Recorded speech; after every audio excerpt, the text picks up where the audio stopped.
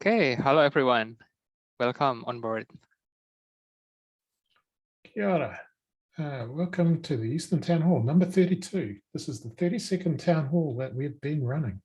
Yeah, over Really a awesome. year. Yeah, I thought so We've been too. here for years, and today is also our very first time that we met last year. So it's been a year already, yes.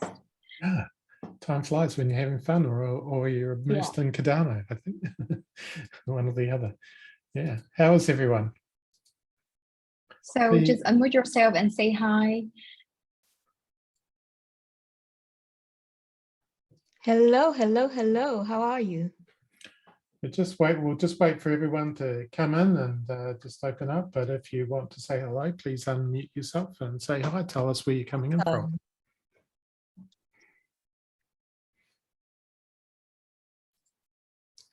Anyone? Good day, everyone from Australia. Yeah, I couldn't mistake that, Dylan.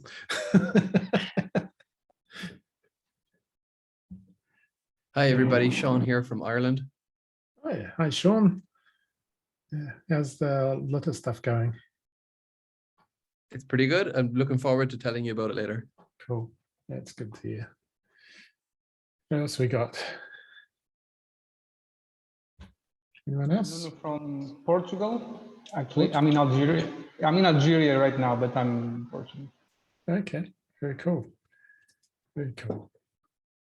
Okay, people coming in more and more. Today we'll be doing the IdeaFest when we get underway. Yep. Dimitri, I saw you speaking there, but there was no voice coming out. Perhaps you'd like to adjust your mic first? Can you test it now? We still can't hear you, Dimitri. This is a good opportunity to test out your mic so that you can ask lots of questions of the proposers during the IdeaFest. So here's a great opportunity. Still can't hear you, Dimitri. Yeah, very small. I can hear it. It's pretty small. Hello? We can hear. There we go. Welcome, Dimitri. Okay. Oh, hello. Hi, everybody. I was gonna say I'm based in Portugal. Oh, that's good. Hello from Portugal. Cool. We've got a good spread of things going on around the globe today. All right. Shall we get underway then? Yes, let's go then.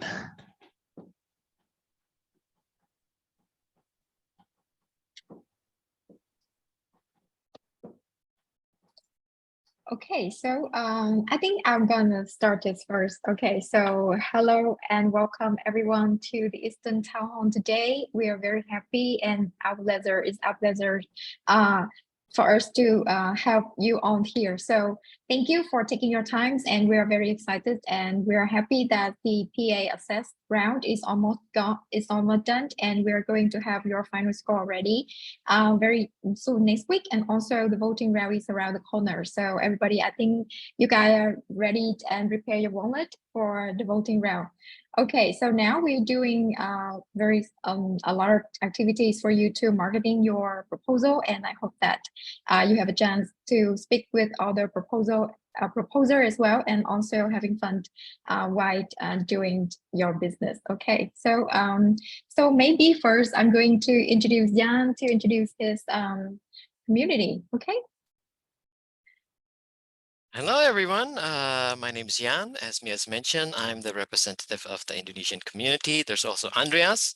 He's also the representative of Indonesian community, and also our Cardano ambassador, and also our DREP. He's many things. I think there's only one version of him, but there's usually 10 others, Andreas. And so welcome, everyone.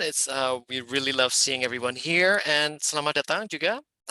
Buat teman-teman dari Indonesia, terima kasih sudah datang. Ini adalah kesempatan kalian untuk tunjukkan kemampuan kalian terhadap kepada semua komunitas Cardano. Terima kasih. Thank you, Mi.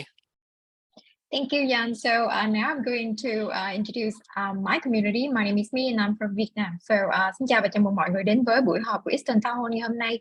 Thì Eastern Town Hall rất là vinh dự vì có sự góp mặt của mọi người và sự tham dự của người Việt Nam đóng góp một cái ý nghĩa rất lớn đối với sự phát triển của Catalyst cũng như là sự phát triển của hệ sinh thái Cardano trong tương lai sắp tới. Thì vì sự tham dự của người Việt Nam rất là sôi nổi và năng nổ, cho nên là hôm nay thì ngoài cái phòng họp IdeaFest Reels là dành cho các quốc gia bên châu Á, thì phòng họp Việt Nam còn tổ chức thêm phòng họp là Việt Nam IdeaFest dành cho các proposer của Việt Nam. Mình sẽ trình bày các dự án của mình và sẽ giải đáp các thắc mắc từ những người nghe để mà mọi người có thể tìm hiểu rõ hơn và nhiều hơn về các dự án của mình. Cho nên là các anh chị nào mình có hứng thú, mình cứ đặt các câu hỏi, mình cứ tìm hiểu và mình đặt các câu hỏi cho các proposer để mà mình có thể lựa chọn những cái proposal nào mà để xứng đáng vote cho fund này để mà phát triển hệ sinh thái. Xin cảm ơn mọi người rất là nhiều ạ. Thank you. Okay, so now I'm going to ask our beautiful lady, Angela. Hi, welcome to Eastern Town Hall. Today is all about the IdeaFest Reels. We are so excited to just collaborate and adapt the IdeaFest to our side of the Eastern Hemisphere. Welcome. I'm representing East Africa, and I would love to introduce Robert next. Tēnā koutou katoa. I'm Robert O'Brien. I'm coming in from Aotearoa, New Zealand, and which is a country that's often left off the map, and sometimes I think that's quite a good idea, off the world map. Anyway, welcome to the Eastern Town Hall, and as always, we're excited to have you here. I'm generally the host of the English room, but today I will be emceeing along with Angela, who will be my co-host, the IdeaFest. So first of all, I'd like to thank all the proposers for putting your hands up to come along here and participate in this and sort of get your message out, get your ideas out. That's really, really great. We hope this event will make you want to bring others along to the next one, and other proposers can join in as well.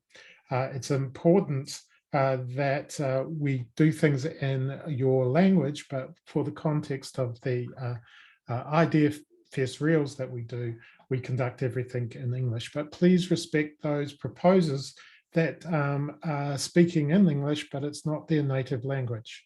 I am in awe and actually humbled by people that are prepared to stand up and do that sort of thing and try and get their ideas across. So within that, please be respectful of everyone that is presenting today and help them out. Some things might not necessarily work out always. We might have little breaks, or that someone's audio might not work for whatever reason, but we'll get through those. There will be a Japanese and a Vietnamese breakout room opened up halfway through the IdeaFest. That is for those people that wish to go and just talk in their own language because they're finding it difficult to follow along in English. So we will open those up once the Vietnamese and the Japanese proposers have presented. So that will be going on. As I said before, please respect us as hosts and also support all the people that are coming along and presenting, and get all your questions ready. The more questions, the better. We'll typically be having those within a session. I'll get into more the structure of the idea reels in a moment. Thank you, Robert. Thank you, Robert. So now I would love to invite Yuta-san. Thank you so much. And ようこそ、IdeaFest リレーということでですね、これからはですね、基本的に英語で、皆さんがですね、時間厳守でですね、プレゼンをしてと、そして質疑応答をしてという感じになります。で、結構時間がですね、かなり厳しいので、ちょっと、その申し込まれた方はですね、話す内容をある程度、心づもりを持って、そしてこう一気に喋り切るっていう感じでですね、結構短い時間で喋らなければいけませんので、ちょっとそれで、言ってください。で、またですね、ブレイクアウトルームもまた開かれます。そこからは日本語で大丈夫ですけど、それまでは英語ですので、ちょっとですね、皆さん頑張ってくださいということで、That's all. Thank you. Thank you, Yuta-san. So now we move to the next one. So to keep growing our community as well, and also to keep the Eastern Town Hall grow in the future. So I would love to introduce to all of you that we are having a stake pool. So if with this the name C3ETH stake pool. So if you want to support the team and also want to have to have us grow in the future, please so put some delegation to this pool and hope that we can have some time to meet more in the futures. That's your support. Thank you so lot. Okay. So may I say again is C3ETH stake pool. Okay. So please bear that name in your mind whenever you want to delegate some Aedou to any pool. Okay. Thank you.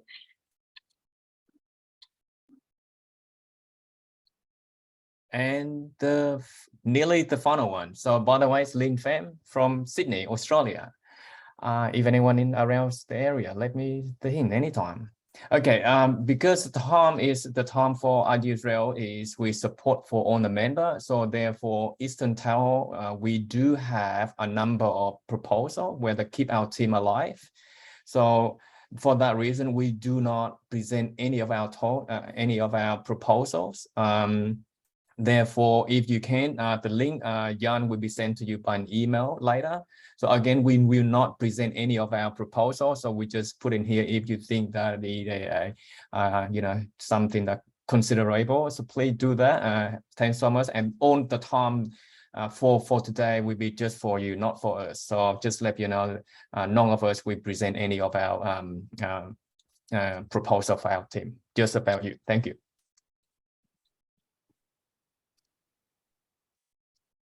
And yeah, take it away. Okay. Well, welcome everyone to the IdeaFest Reels. This IdeaFest Reels, as we can see, is a rapid fire presentation of proposals to and from the Eastern Hemisphere. Our host today will be Robert, our co-host, the beautiful Angela, and our moderator will be Lynn. As I mentioned in the chat box, we will, myself and Andreas, we will be moderating the chat box. We will be providing you with links of the proposers from each proposer who are currently presenting. To Robert and Angela, let's get this show going. Right, so we're ready to go. I hope the proposers that are presenting are ready to go as well. Now, the structure of IdeaFest Reels, we group all proposers into three groups of three, and we let those proposers present, and then we put aside some time, 10 minutes for question times.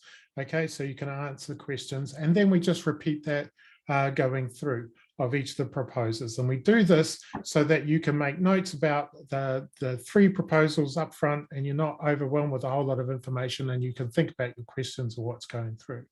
So with that in mind, we will now ask for Jan to get themselves ready and talk about scoring social and environmental impact. Right, thank you. Thank you so much. Right, just let me share my screen a little quick. Host disable participant screen sharing. Is it possible to give me host access? Can you pass the link so I can share that, please, if possible? The link to his video is in the... No, you don't have any link here. Oh, so I was gonna give the pitch now instead of sharing the video. That's better, thank you. Yeah. So is it possible? We will like to get started straight away, Yun. So if you could, shall I start? Tell me when you're ready, and I'll start the timer. 2 minutes. So okay. I don't have the host right to share my screen. I want to share my. No, we're not allowed to that. We don't share screens on IdeaFest. Just you basically present it. Yeah. So sorry. Yeah, we do not share the screens to make it try and flow a lot faster and everything else like that. So if you're prepared to just talk, I can start the timer right now, and let me know when you're ready. Okay. And there was, is it possible to share my document? Yes, you can put your documents and stuff like that in the links below if you want. Okay. So I'm gonna just share. Put it in the chat, link. and that will be fine. Yep. Okay.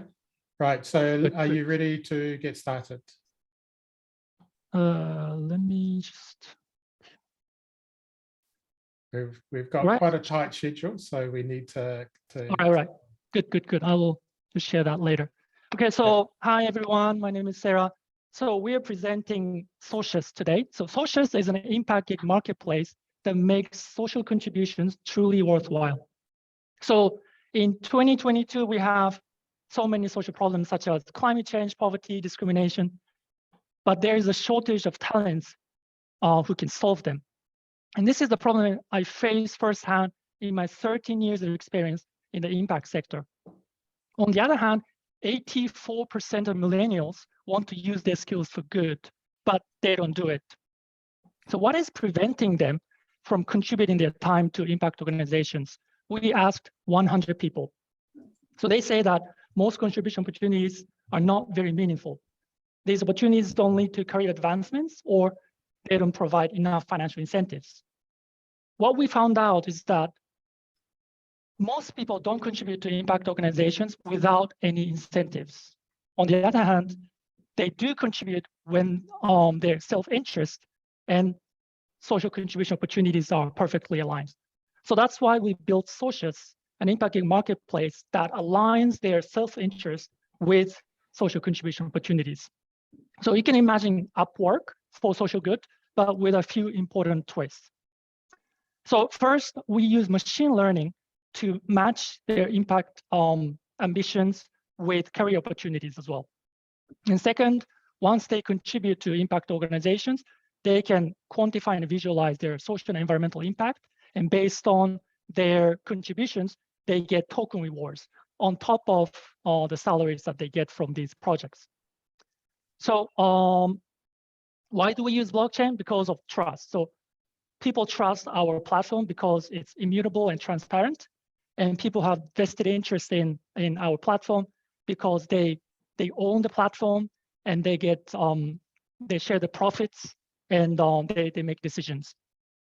So okay, we chose. That's thank you. that's time. That's time up. Right. As I say, it's always hard being the first one up because you've got to learn the rules of this particular game. So 2 minutes is a hard cap on that side of things.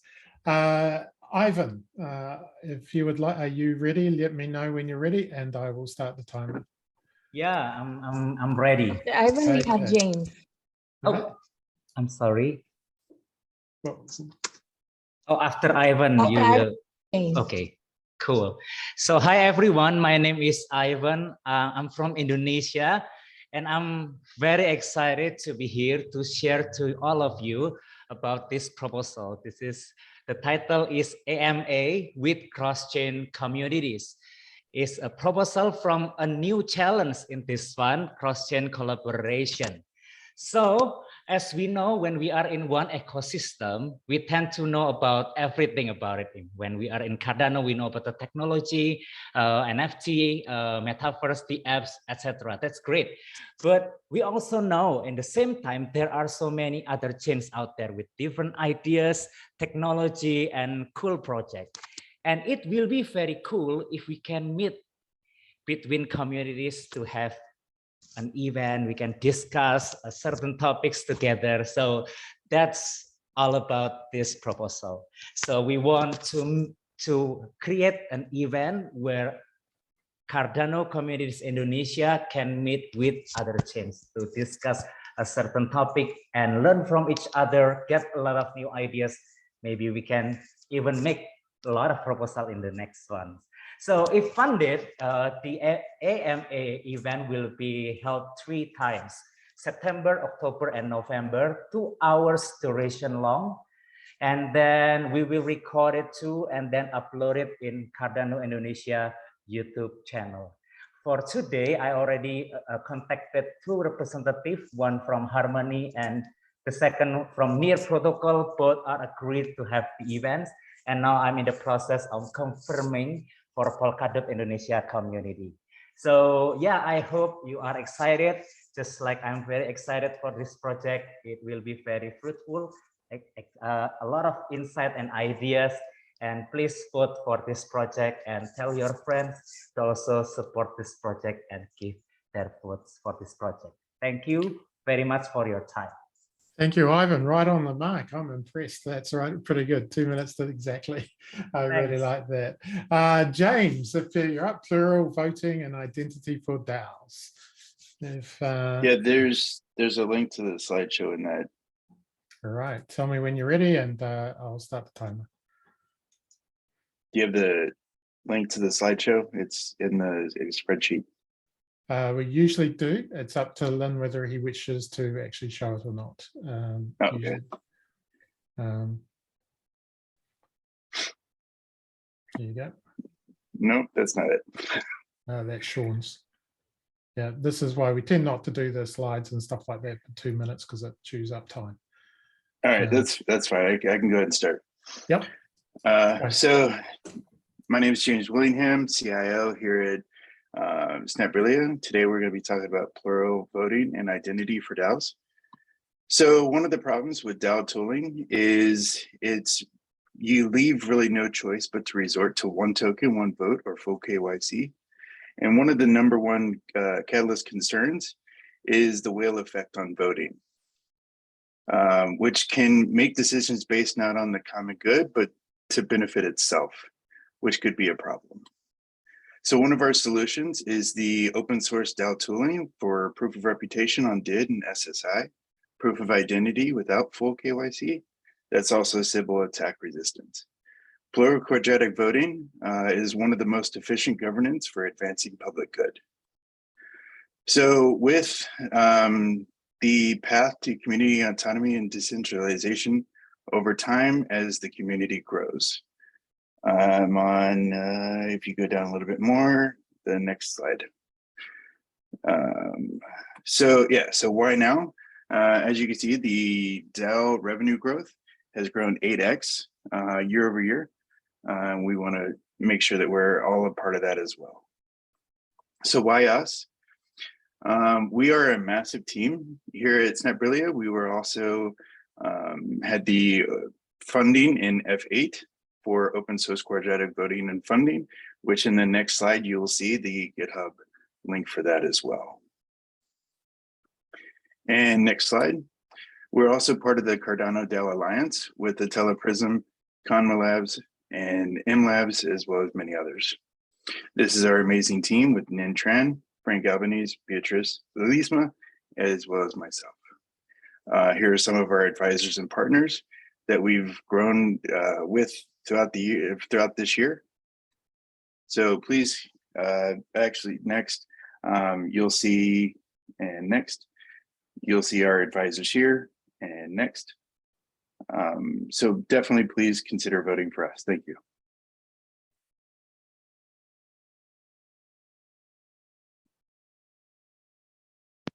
Robert, your sound is not there. Sorry. Thank you, everyone. So thank you for trying to stick to time and stuff like that. That's really good.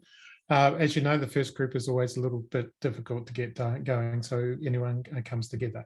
So what I would like to know now is what sort of questions do anyone have for the 3 proposals? We've got 10 minutes starting from now. So we've just heard from Sarah talking about scoring social environmental impact, Ivan talking about AMA with cross-chain communities, and James talking about plural quadratic voting and identity for DAOs. Are there any sort of questions coming up? And anyone can unmute themselves and ask the question, or you can ask the question in the chat. Are there any questions at all? Anyone? Put your hand up if you'd like, and I'll just come through. No. Anyone? No, go ahead, please. So I'm interested in the latest project that was presented. How do you solve identity for exactly? Hey guys, this is Nin from Snapbrillia. I'd love to answer your question. Essentially, we're building on Hyperledger Aries and ATALA Prism to use the decentralized identifiers. There's 3 layers of this for Sybil attack resistance. It's a proof of reputation, proof of identity using the DEDs, as well as governance C that adds fully decentralized Sybil attack resistance to any type of voting. And it starts with democratic, 1 person, 1 vote, as well as plutocratic, 1 token, 1 coin, 1 vote, and meritocratic, 1 reputation point, 1 vote, and quadratic voting. So we're excited to partner. This is fully open source, and partner with the Cardano DAO tooling alliance to bring this further to their customers and to any DAO out there. I hope that answers your question. Thank you. Sean, would you like to ask?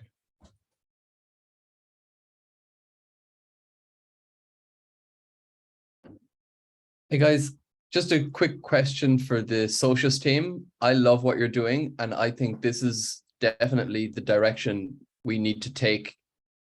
Thank you. Tokens and Cardano. You definitely have my vote. So I love I love the work. I'm curious to know what applications will people be doing? Like what kind of actions will be available to the users of the app, and what can people do with the token afterwards? Very good question. I wish I could share the screens, but first question, what can people do? So first, they come in to the platform. So we're applying to integrate ATALA Prism for identity. And so when you connect your identity wallet, then you can put your profile. So social causes you're interested in, like climate change or sustainability, and your skills and possible interest in what kind of project you want to get involved in. So based on your information and also your activities within the app, so you can actually post articles and post any questions or opinions on the newsfeed, and people can comment, people can share. It's kind of like Facebook, LinkedIn type social media. So based on your activities on the app, we match you with the right opportunities. So if you're interested in sustainability projects and you want to utilize your, let's say, UI UX design skills, then you will be matched with that. And if you want to learn new skills, then you will be matched with mentors who could bring you to the next level. So that's one thing you can do. You can be matched with project that you can apply. And once you get accepted to work for the project, it could be paid or unpaid.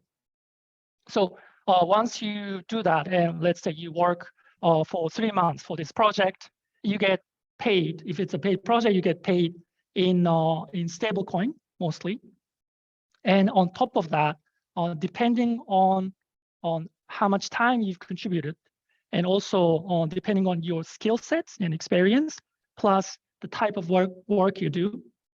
And it also depends on how much you get paid as well. So all these different criteria will be calculated towards your impact score. So everyone will have impact score, which is kind of similar to FICO financial score. So it's from 300 to 850. And depending on your score, you get token rewards. So we have our native token thanks. So you get certain number of thanks on a weekly basis. And with thanks, you can do many things.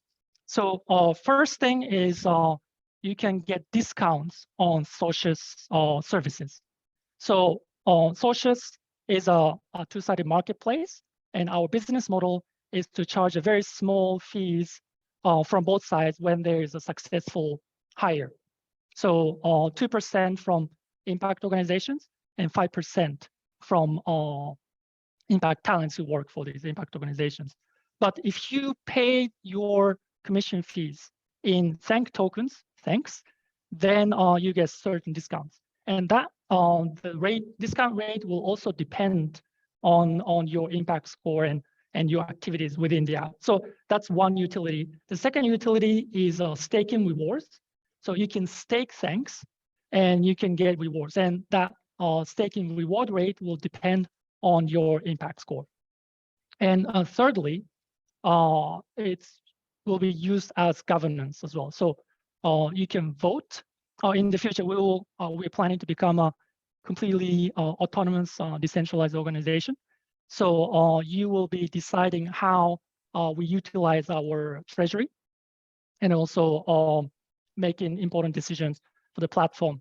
And so yeah, for governance tokens as well. Does that answer your question? That's loads, thanks. I'd love to chat with you in detail a bit more. I've got a similar app, but I think there's definitely, we can work together. It's not competition. I think we'll have a lot of to learn from each other. Yeah, that'd be great. Thank you. Thanks. Yeah, thank you. I have a little question for Sarah. I'm also in the impact finance space.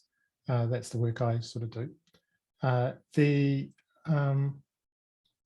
I'm curious as to, one, how you're doing the impact scoring, and two, how you're mapping that into the verified credentials. Just give us an overview of what's going on. Yeah, very, very good question. So at the moment, impact score calculator is off chain at the moment, but with this proposal, we are planning to make it on chain. And just a bit more information about the full criteria on how we calculate the impact score. So we have two parameters, time and money. So the first one, time, is the number of hours you work for impact project, impact organizations. Second, job category, what kind of jobs you contribute, and experience of the contributor, and remuneration. So we calculate more impact score for volunteer work than paid work. And finally, review from the organization. So these are 5 categories or criteria that we calculate towards impact score in terms of time. And in the future, we can also transact you can have financial transactions on the app. And so that includes donating to impact organizations, and impact lending. So lending to mostly the unbanked. So it's more on a microfinance. And thirdly, impact investing into impact organizations. And finally, buying ethical products. So instead of buying traditional normal products, you buy sustainable products or ethical products. So these actions we consider to be good deeds. And our goal is to encourage and incentivize good deeds by having this impact score. And at the moment, it's only for time, but in the future we are adding money. And in terms of verifiable credentials, so these are it's going to be VCs in the future. So when we integrate ATALA, Prism, and all of them will be VCs. Yes. Right, yeah. Okay, Jan, you've got a question. Yes, I actually had a. Can you hear me? Yep. I actually had a question for Ivan from the cross collaboration. I didn't get to hear which chain are you trying to unite? Which chain are you? Mm-hmm. Yeah, the chains that I chose are the least actually in the challenge. So I didn't make a new options. But for today, I already connected with 2 representatives. The first one is Ludi from Harmony, and the second is Steven from Near Protocol. And I think I will confirming with Polkadot Indonesia communities. Why? Because we know like Polkadot, I think, has a very unique technology and their governance thing. So me, myself, I really want to know more. And I think this AMA also can be a very big opportunities for us also to introduce Cardano to other chains and communities. So yeah, basically for this proposal, those 3 for now, and maybe if we can do it well, we can like continue with other chains. Yeah. Okay. Awesome. Thank you, everyone. That's really cool. as you can see, you get an opportunity in the questions and stuff to actually fill in quite a lot of information about your proposal if people are interested. So we do have a lot of proposals to get through. And I can't imagine I'll be going to bed before 1 o'clock tonight in the morning, given my time zone. So next up, we've got, is it Daniel Quang on Haskell course for developers. Daniel, let me know when you're ready and I'll start the timer. Yep, I'm ready. Can you go? Can you listen to me? Yep. Clearly. Okay. Okay, now let's start. Hi everyone, I'm Quang Daniel. Today I would like to show you our proposal in Fund 9 named Haskell course for developers. Everybody knows that Plutus is the native smart contract language for Cardano. It is a Turing complete language writing in Haskell, and Plutus smart contract are effectively Haskell programs.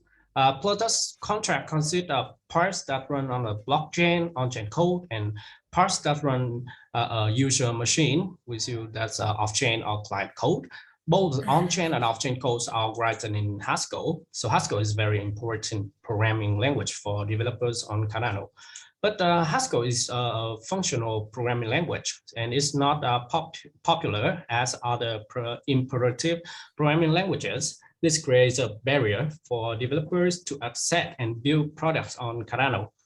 So Haskell course for developer is a course that have developers from other programming language access Haskell in simpler way. This can help a large numbers of developers from other programming language switch to building project on Cardano.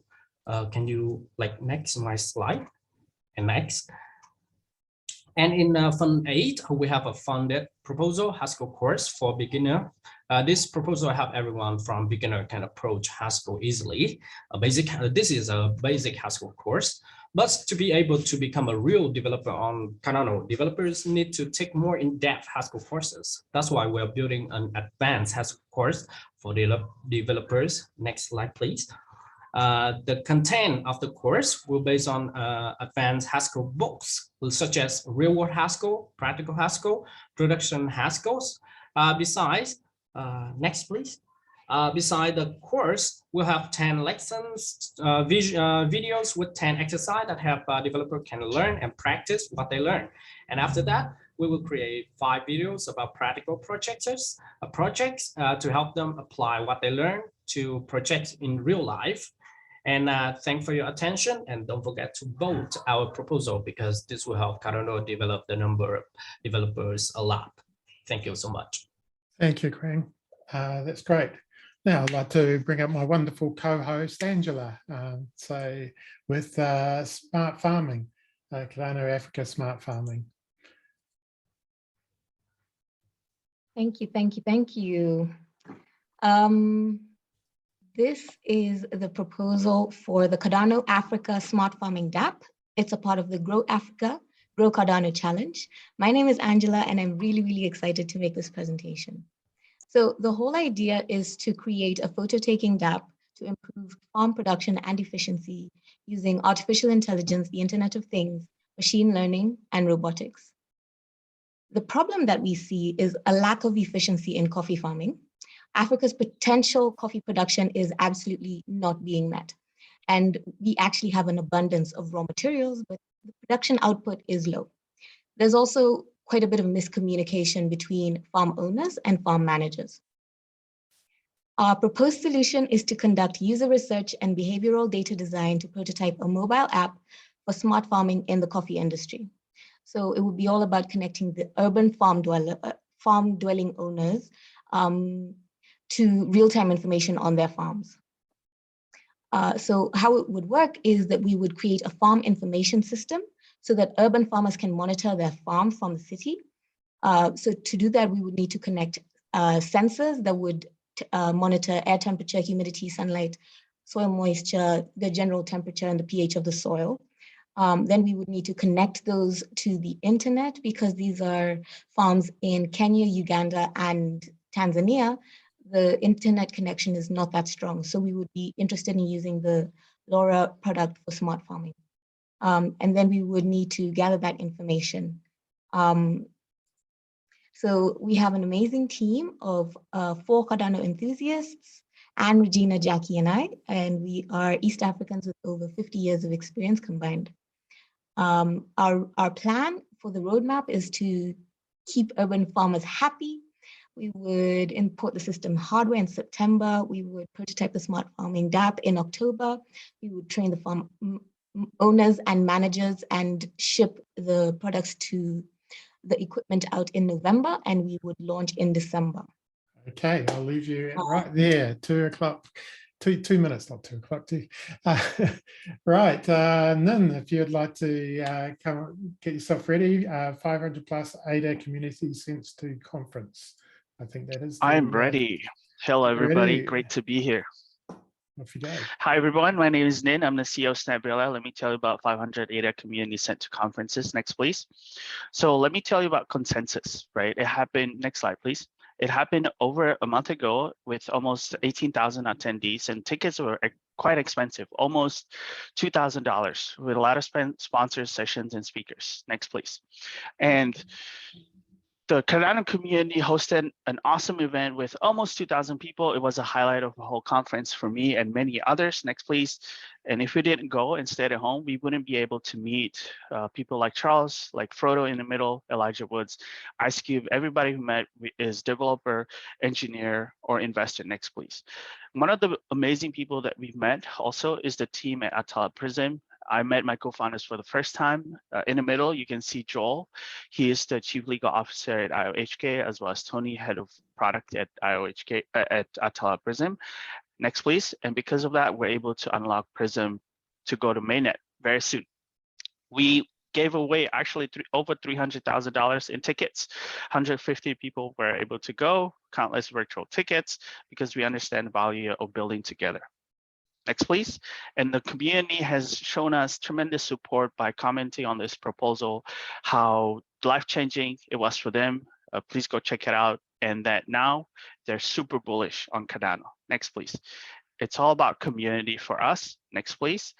And you can see, you know, a lot of people were able to meet each other and also spread the gospel of Cardano. Next, please. And not only for us, right? We were able to go and present, but also send different projects like Roots ID, Landsberg to go and present. And he wouldn't have gone either. Next, please. Somehow, Charles, we made it to Charles's shirt, and for sure he will need a bigger shirt. Next, please. Snapbilla won a hackathon there as well. So these are opportunities. If we weren't able to go, we wouldn't. Next, please. I have an awesome team, partnered with Wake, Yuri, and Alex to bring this to the Eastern Hemisphere, as well as, next, please, as well as with Wada to bring it to Africa. And here's some of the conferences on our list: CNFT Con, Rare Bloom, Catalyst Con, with, you know, potentially hundreds of tickets yet to be announced. That's time then. So if we can leave it at that, that'd be really good. Great stuff. So now we've got 10 minutes for questions. So if you've got any questions for our 3 proposers, the Haskell course for developers, Cardano Africa Smart Farming DApp, and 500 plus ADA Community Sent to Conferences. So if you've got any questions, put your hands up. Give you a moment to just think about that. And we've got 10 minutes to address those questions and anything. So who have we got? Sunny, would you like to ask questions? Okay, good afternoon. I want to ask to Angela. Okay, yeah. Angela. Okay. Okay, Angela, is your proposal is quite interesting, especially, you know, you bring the AI to and go for the smart farming as part of the decentralized application. So how you progressing about the AI and integrate to the smart farming currently at the current condition? So it's all about just collecting the information initially. I don't want to get into creating the DApp before I'm ready to actually be sure that I'm creating it for a problem that is there and confirming it, but with actual information. So step 1, you know, how do you eat an elephant? 1 bite at a time. We're just taking 1 bite at this moment, and that is gathering information. So in terms of the AI, we have an amazing group of sensors that already have that system involved. I don't know if that answers your question. Okay, yeah, I think it's okay. Because, I'm also working on the AI thing also. I think, sometimes we can do the collaboration also. We can help you also. Absolutely, anyway, thank you very much, Angela. Thank you. You're welcome. Back. Yes, hello, Angela. So yeah, I'm from Vietnam, but currently I'm in Africa. So really exciting to see your proposal, and especially in the East Africa. So I would like to learn more about the how you crack the mobile signal of the farmers, because I know like the mobile, like the internet penetration is not that much in East Africa. And yeah, I would love to learn from that, because also a lot of chance for collaboration, because Vietnam also a second largest coffee producer in the world. Yeah, and I know Vietnam, you have a lot of amazing coffee, right? So we have tackled the internet by putting in, working with someone. There's a group of sensors called SeedStar, Seed with 3 E's. I can attach that link. And Seed Studio makes the amazing, they have this thing called the LoRa Alliance, which is the long range internet. So what you would do is put 3 sensors in the farm, and then you would have access to the internet from this LoRa capsule. And so it's really, really cool, because it's actually a 15-kilometer radius, 15-mile radius for the internet, and that can cover a really big farm. I can attach that information, and it's also on my, in the chat. It's in the proposal.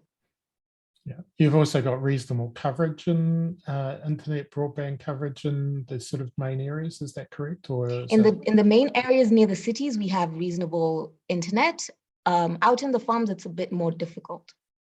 Okay, and so what was the sort of, you've got suggesting the idea of using Starlink or something like that for connectivity? Mm-hmm. Yes, when Starlink gets to Africa, I would absolutely love to just get a Starlink and pay the monthly subscription for that. As of now, they're not yet there, but that's definitely a possibility. Cool. Dimitri. Hey, yeah, just on that, I thought helium might be a good solution. Maybe it's not to investigate. But my real question was towards the first proposal, Haskell for developers. I really like your videos that you do for beginners. Thank you very much. For the advanced users, I saw you mentioned you will do a tic-tac-toe project for advanced developers. Could you maybe elaborate a little bit? Will that include on-chain code as well as off-chain code? How do you plan to run that? That's a practical part. So I think the hands-on exercises are really, really valuable. Can you say again the question? I didn't got it well. Oh, can you elaborate how you will run the practical tic-tac-toe example that you have in your proposal? Yeah, okay. You see, we have 5 practicals, practical projects in that proposal after they finish 10 lessons before. And tic-tac-toe is just a game that's a very famous game with everybody. They will know how to play the tic-tac-toe, and we just make that a practical project for them to how to code and how to do some visual they will code to be visual games. That's why we choose the game, because the games have a lot of a real example, because it's have a lot of the things you have to do with Haskell, not just code by line by line, but you have to code the graphic design, for example, like that. Yeah. Yeah, if I can just follow up on that, would you plan to do the tic-tac-toe on chain as well, or everything just off chain? This is a course, so we think we just do it on the on Haskell platform. So just not on chain. That's not a games. That just guide people to do it off chain. Yeah, not on chain actually right now, but in the future maybe they can do on chain. Our learner they can do like that, but hopefully in the future. Yeah. Thank you. In terms of what's the level of experience that you're expecting in terms of people coming into the course, their understanding already? Have they programmed in other types of languages before? Are they completely fresh, or what's the expectation? Yeah, is we have that question in some of our assessment of the PA, and they just ask, so what is the base level of this? So first, this is a course for developers. So if you are a developer, this will suitable for you, because we will use some some knowledge with the basement of the developer. They can learn in an imperative language. They can learn that easily. Number one, this is one type of people they can learn. Number two is the people have learned our Haskell course for beginners, because we have published that on the YouTube, and we attach that link in our proposal. And if you spend time, you can click on that our course. And if you learn all of that course, you have enough ability to learn this course. Cool. It's getting people to think in functional ways is a hard task, but yeah, over the years it's improving, and it's quite different than programming in imperative languages. That's all I can say. So it's interesting that your topic there is to jump straight into monads and everything else straight away. Yeah, this is a challenge, a little bit challenge. Yeah, trial by fire, as one would say, straight away. Okay, that's really good. Any other questions? Any other questions for our proposers? Smart farming, Haskell development, or sending people off to conferences and stuff like that. Anything at all? Right. If there aren't, I'm going to move on to the next lot and make up a little bit of time on that front. Okay. Well, one of the points I'd like to raise about the smart farming and coffee that I didn't even know, and I drink a lot of coffee, which is actually coffee is the second highest traded commodity in the world, next to oil. And you are sitting in a region across the Eastern Hemisphere from Latin America, Vietnam, Indonesia, and East Africa is where most of that coffee comes from, that whole area. So it's actually quite large. So getting in and doing something in the coffee space would be actually really, really useful and interesting, and have quite a large impact overall. That's my view on those things. Right. So with those, next one up is Gal from Cardano Asia TikTok channel. If you are ready, we can go, and just let me know when you're ready and we'll start the timer. Gal. Yeah. Have we got audio? Mở mic lên Giao ơi. Right. Anh đã quên mở mic rồi. Hello. Sorry, I got some internet connection problem, so I had to use my phone. So it just dropped out right after I listened to the question from That's right. Angela. I'm so sorry for this. Yes. So can I start? Yeah, tell me when you're ready. Yes. Okay, I'm ready. Yeah, go. Okay. Hello, everyone. So I'm Giles. People also call me Buck. So today I would like to present to you about the Cardano Asia TikTok channel. Next slide, please. So we simply define the problem, solution, and our implementation plan. Next slide, please. Yeah, so it's quite straightforward. Is that with this stage of Cardano's, it's growing in in quantities of information, and also the community growing rapidly. And together with this, the technical informations and also the information is really hard-coded and really hard to understand.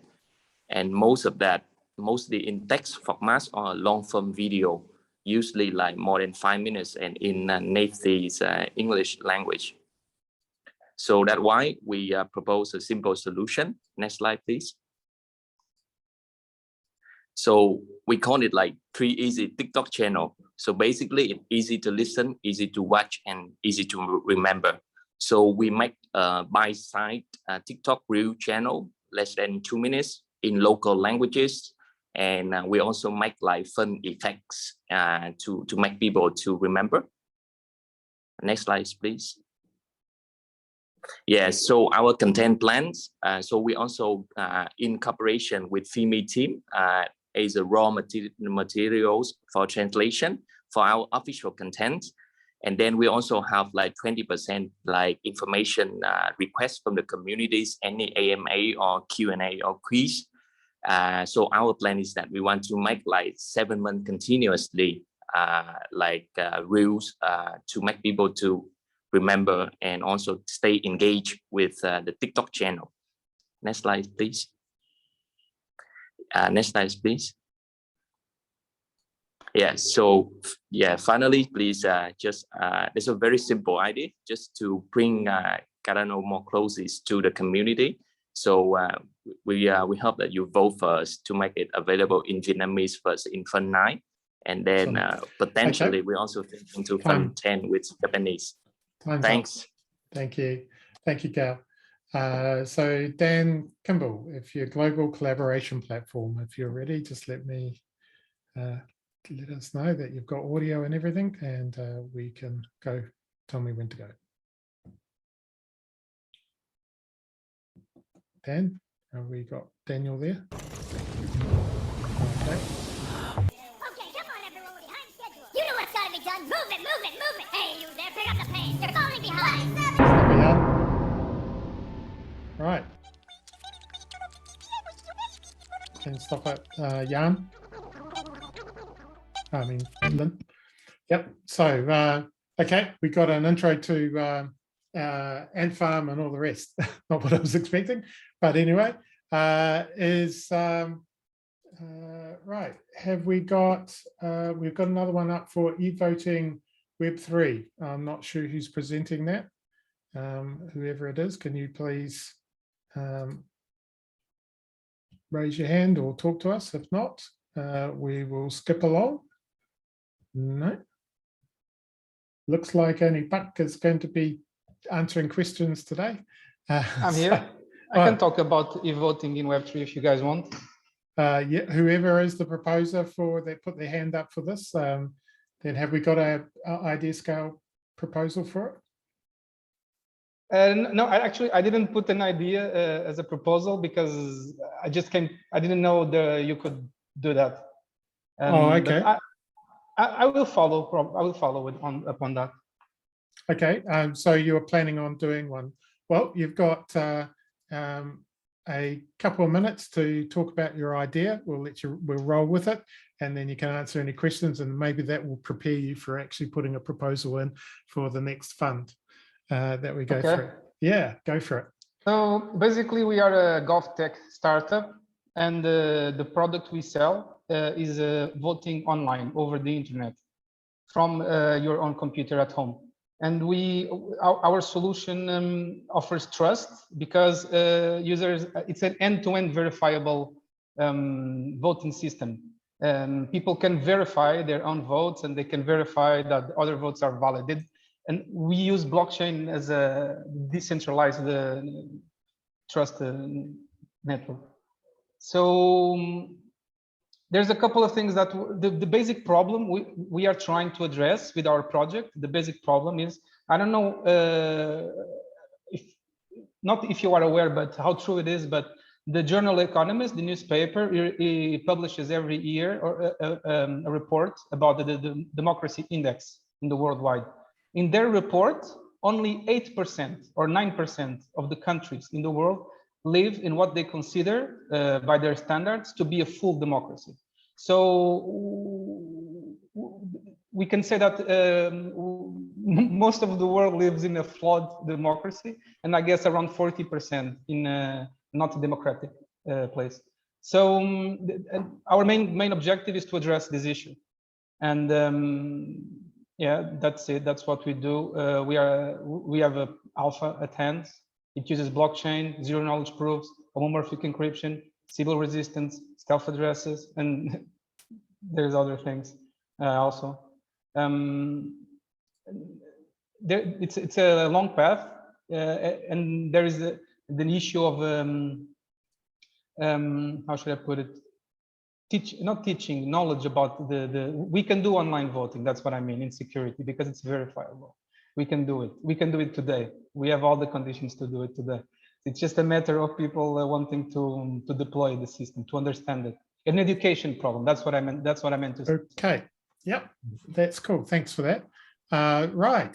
So we've got 10 minutes now, up to 10 minutes for basically asking questions. So we've got Gal from talking about Cardano Asia TikTok channel, and we've got Dan who gave us I can't remember all the Disney videos and stuff like that, Ant Farm and something else, Minions, that's it, that's what I was looking for, and with the basic theme of working together, working global collaborative platform to work together.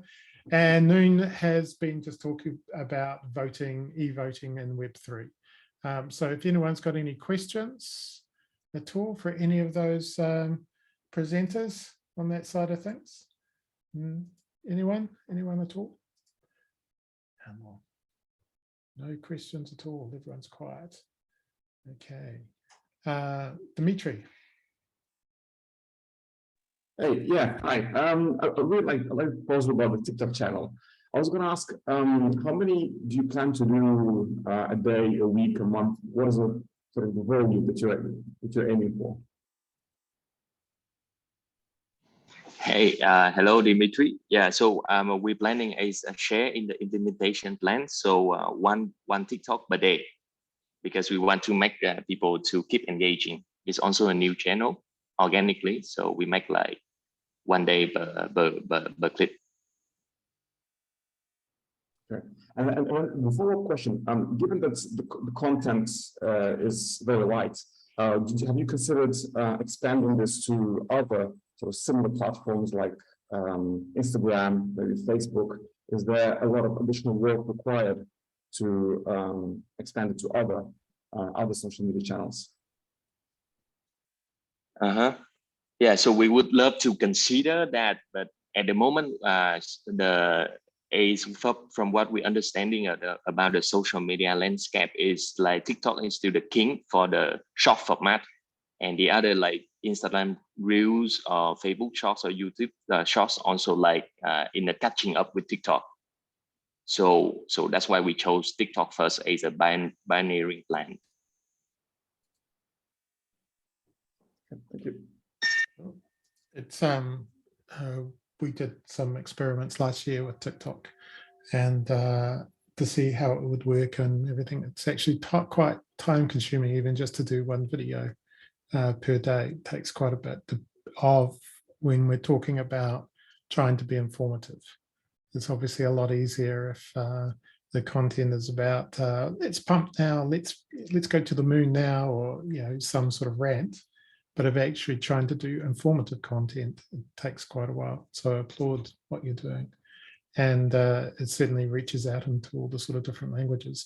Is one of the other options, I don't know if you've considered, is often you will put captions on your videos. So can you do the sort of captions in different languages? Would you be interested in doing that? Not just across Chinese or Mandarin and other things. Yeah, cool. Oh, yes, it was in the presentation already. There you go. Mercy. Yes. Yeah, thanks, and thanks for the input. Yeah, cool. Mercy. Hi, everyone. So I one thing that I love about this is just hearing the short pitches from other projects. The one with the minions, and can I sort of find out what it was about? Maybe just a minute. What you want to do, which category, and what that was about. Yeah, Dan didn't talk. I don't know if he's actually in the room at all. Doesn't look like it. So he's obviously just sent us a video to play. as part of okay. it. And so obviously it just trying to emphasize the point about people working together. So you can see up there the proposal itself, global collaboration platform, in terms of what's going on. I'm not sure what the solution is for anything else. Okay, thank you. Thanks for that. So Missy, if you look in the chat there, Jan will post the idea scale link for you, and you can look through that. Right, thanks. Any other questions for people? No? Right, we might make up a bit of time. This is great. Right, so on to the next group. Hello, before we go, sorry, Robert. Yeah. Sorry, me. Before we go, can you start the breakout room for the Vietnamese IdeaFest, please? I did create a breakout room for Vietnam So and have fun in Japanese. Vietnamese day, people. I'm staying here today. Sorry for that. So I think that I'm going to announce everyone that we are having Vietnamese breakout room and also the Japanese breakout room at the moment. If you are interested in, you can speak. People might speak English in the Vietnamese breakout room. If you are interested, you could join also. So thank you everyone. Mọi người bây giờ mọi người có thể tham gia vào phòng họp Việt Nam đó. Nếu mà mọi người không có vào được thì mọi người có thể comment vào trong chat box là chữ Việt Nam giúp em sẽ đưa mọi người vào phòng nha. Mọi người có cái ô mà 4 cái ô phía dưới bên góc phải, mọi người bấm vào xong mọi người bấm vào join phòng Việt Nam. Great stuff. Okay, so those rooms are open and you can jump on in. So the next group of 3 presenters, Sunny, are you ready to go? Let me know. Please open this one, the presentation, please. Open the presentation. Yep. No, in the up. It's number 16, row 16. That's it. Yes, that one.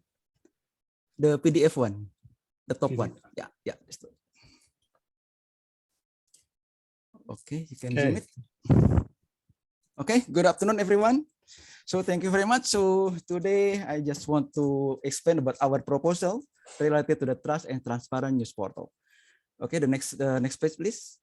Okay, so this one is our proposal for the Fund 9. Basically, is the part of the bring the trust transparent news portal as part of the decentralized autonomous organization to bring the experience, watch, listen, enjoy, review, own, earn, experience journey.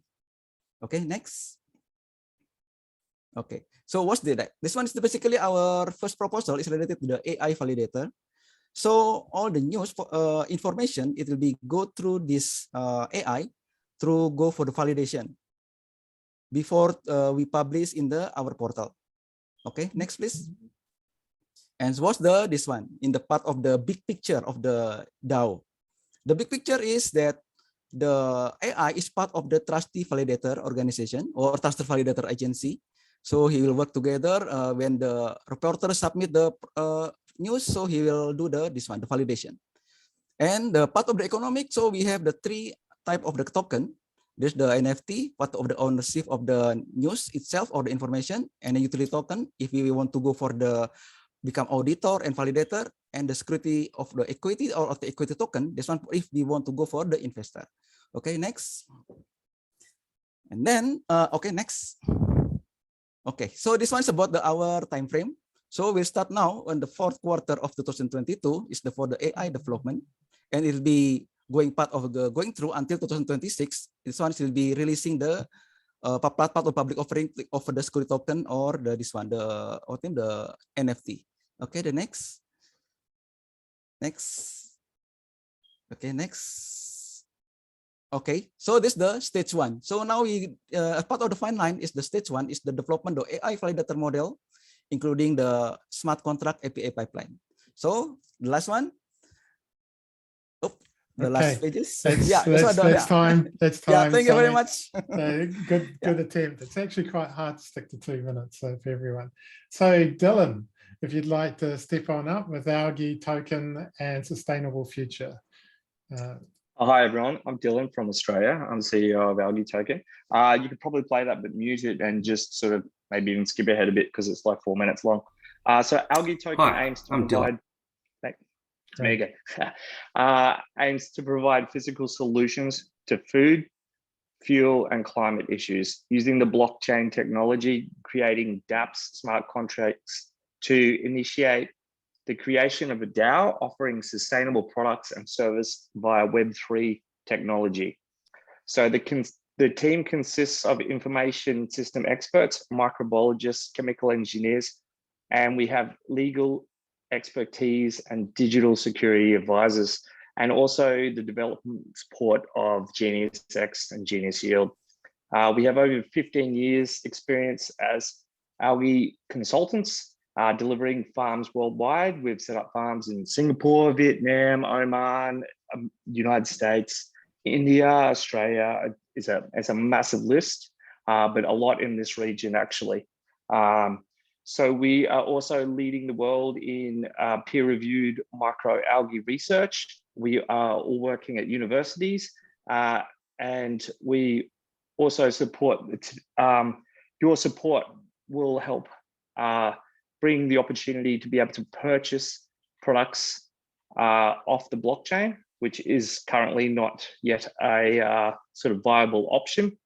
We're looking at supply chain management, quality control, purchase inventory, logistics.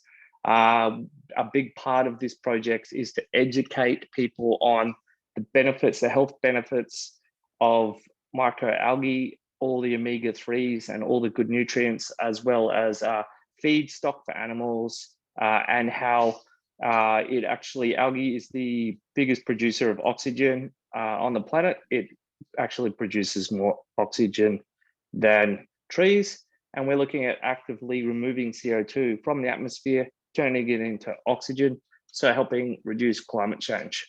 And with that, I'll have to cut you off. That's the 2 minutes thing. Yep. And I'd also, if I could just have one more second, both Blaine from he's in the room at the moment from Empower, and myself have put our hands up to lead Cardano for Climate in basically in this breakout area, so in the Asia town hall. So if there's anyone else that would want to sort of jump in and assist us with that, let us know anytime you want. So we're looking at onboarding more social impacts just onto Cardano.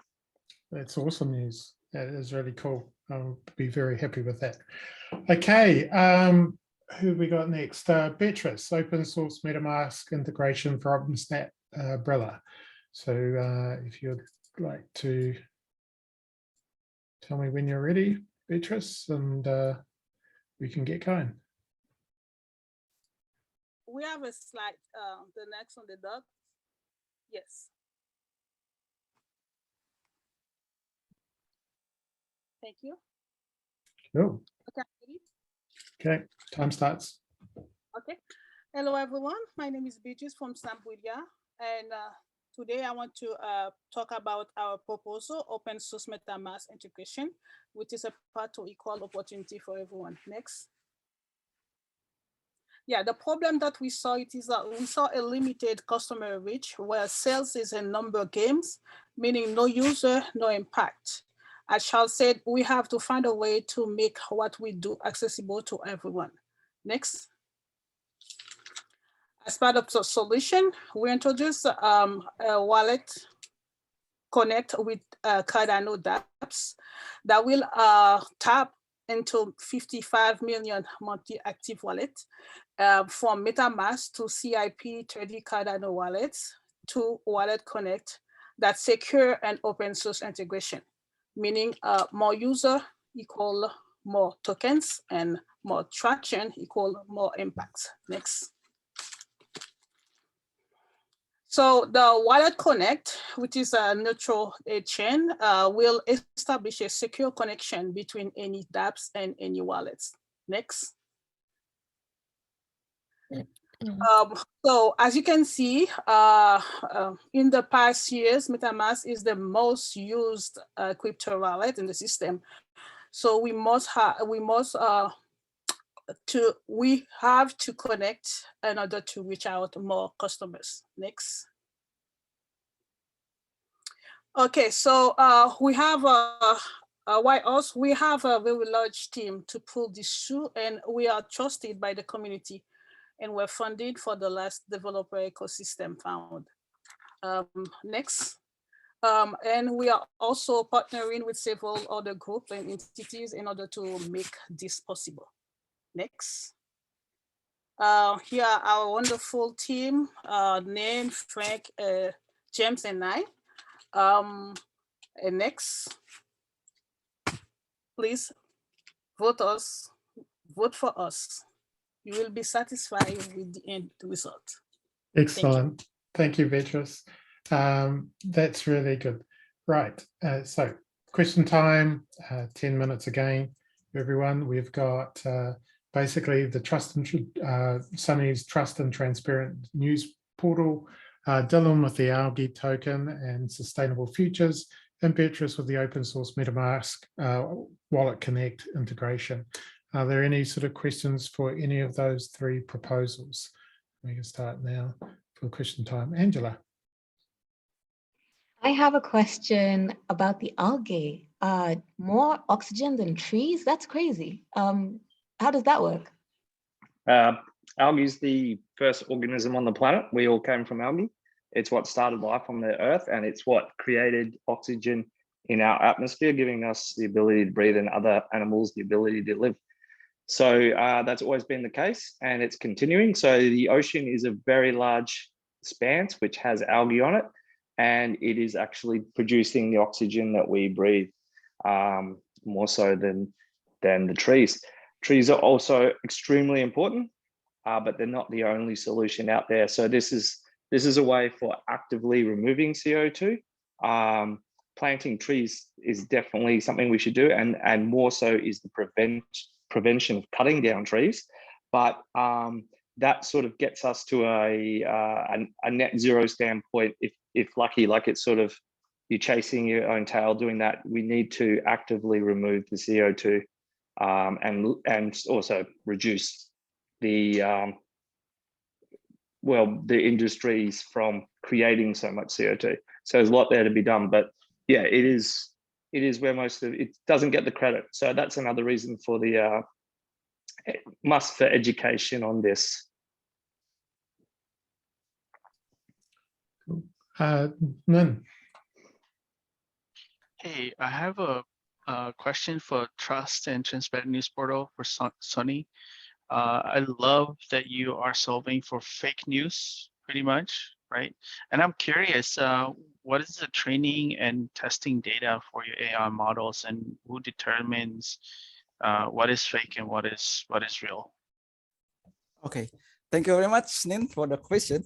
Basically, we have done already the some research and observation about the hate speech and the hawk, the content originality and everything in our portal in digital.ai and also in the scripts.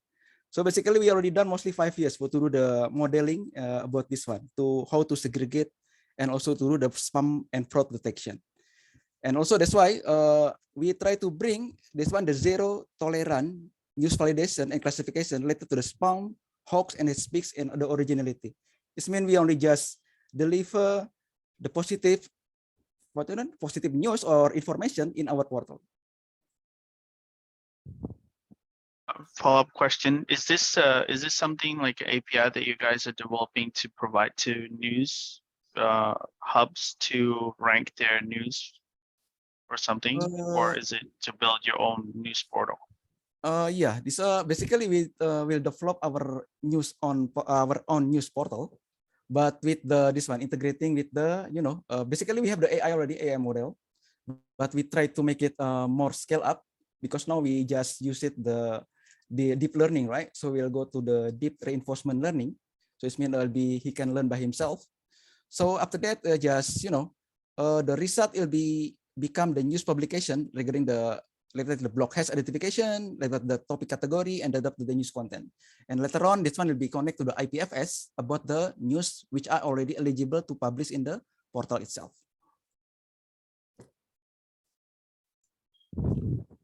Okay, Dylan. I've got a question for the MetaMask one. So from my understanding with Milkometer, it's sort of wrapped ADA. Is that the way that this would work, or is it sort of native, able to be crossed, or is it just like if you have a MetaMask and you have an Ethereum, but you can also have Binance and it's on a sort of a different category that doesn't link together? How does that work? Yeah, great question, Dylan. So Wallet Connect gives Cardano dApps like a very easy integration to over 100 wallets, including MetaMask and other EVM-based wallets that support Ethereum. They also support Near and Polkadot and Cosmos chains as well. But what we are building with this is essentially the ability for dApps, Cardano dApps, to be able to integrate Wallet Connect and then have the users that have MetaMask or any Ethereum-based wallet token to pay in Ethereum. We automatically wrap it, any ERC20 token into wrap milk ADA and then unwrap it on a Muley swap into ADA. So essentially what this means very simply is that, now you have access to all Ethereum customers that can pay you in ETH, and you will, at the end of the day, receive ADA in your CIP30 wallets. And so you don't have to onboard users on Cardano wallets. You get access instantly to 55 million monthly active wallets compared to Cardano wallets, which is about 101,000 monthly active. So huge difference, right?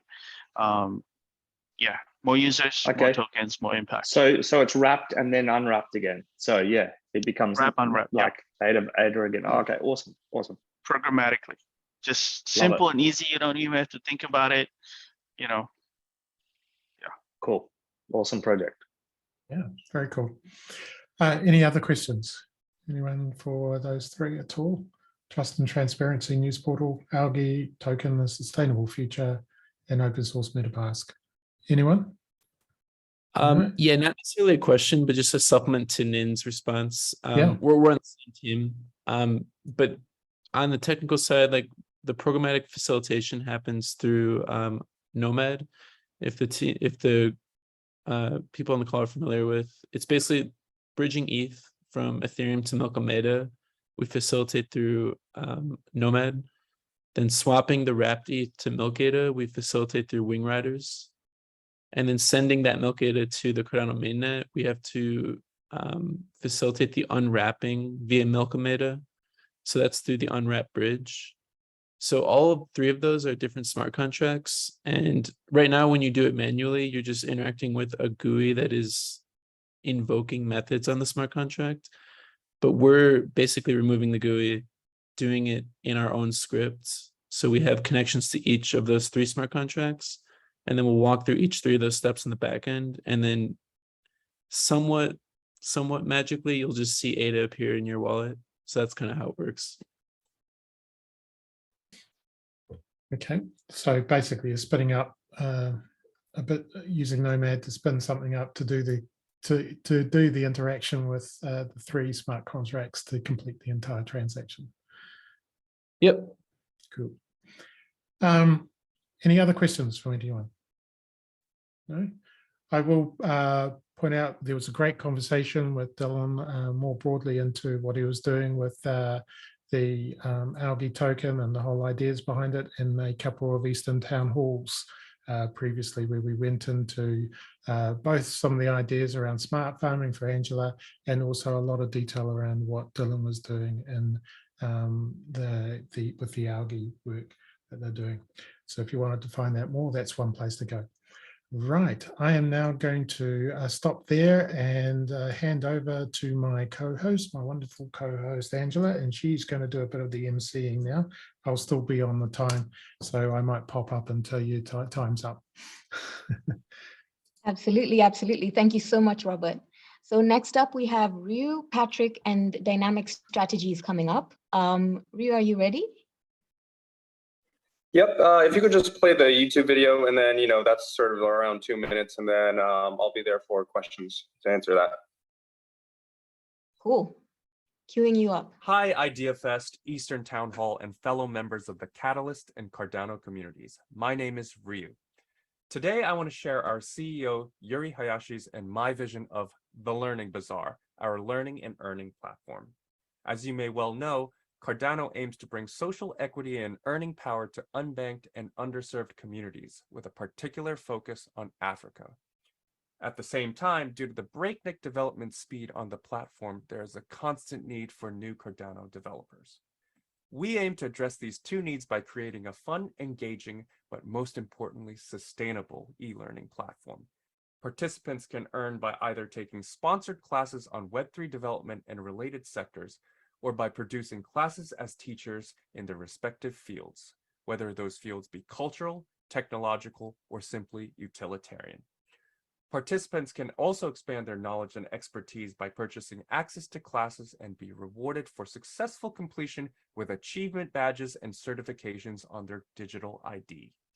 Upon fulfilling mastery requirements, they will then be able to teach their newly acquired skill sets.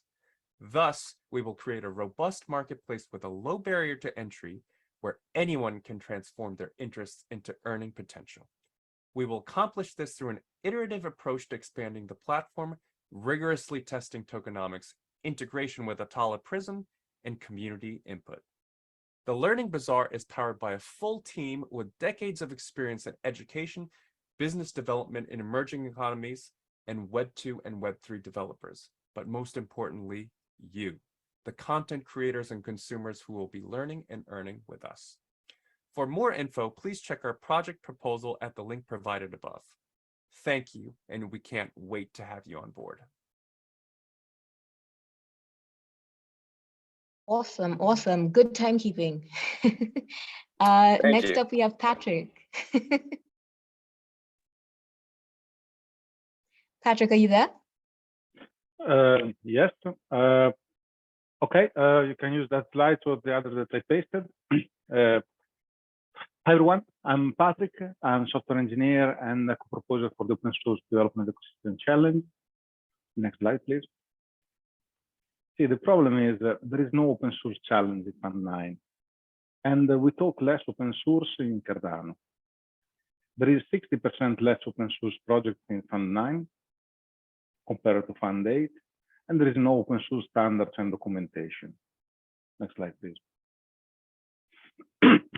Our solution is, well, in Fund 10, we have 1 million ADA, which is roughly 8% of the budget. And we aim to have more open source project developers and users and infrastructure. We aim to grow open source, expand our reach, increase knowledge, improve our software. Next slide, please. Now it's a perfect time because we are at a all-time high number of developers for Web3, and soon we will have more users. Next slide, please. So the challenge is to build a community-owned ecosystem, which is commercially viable to drive growth and increase visibility. And this is important for growing an ecosystem of experts who will work on Cardano, take care of it. Next slide, please. Some example metrics are to increase the number and quality of projects, frameworks, documentation, or improve visibility and adoption. Next slide, please. The team is made by Nin, CEO of Zambrilla. You already met him. Johnny, head of open source at IOG. Me and Simon from previous Open Source Development Ecosystem Challenge. Next slide, please. Frank, James, and Beatrice, you meet two of them in the previous meetings from Zambrilla. You have 10 and seconds. You from MemLabs, a set with very bright minds. Next slide, that's the last one. And so this is the QR code to reach our challenge. Takeaways are: contribute to public good when voting, consider voting for open source for a path to equal opportunities for everyone, and propose open source in the next Fund 10. Thanks, everyone. Thank you, Patrick. Good job. Who do we have from Dynamic Strategies?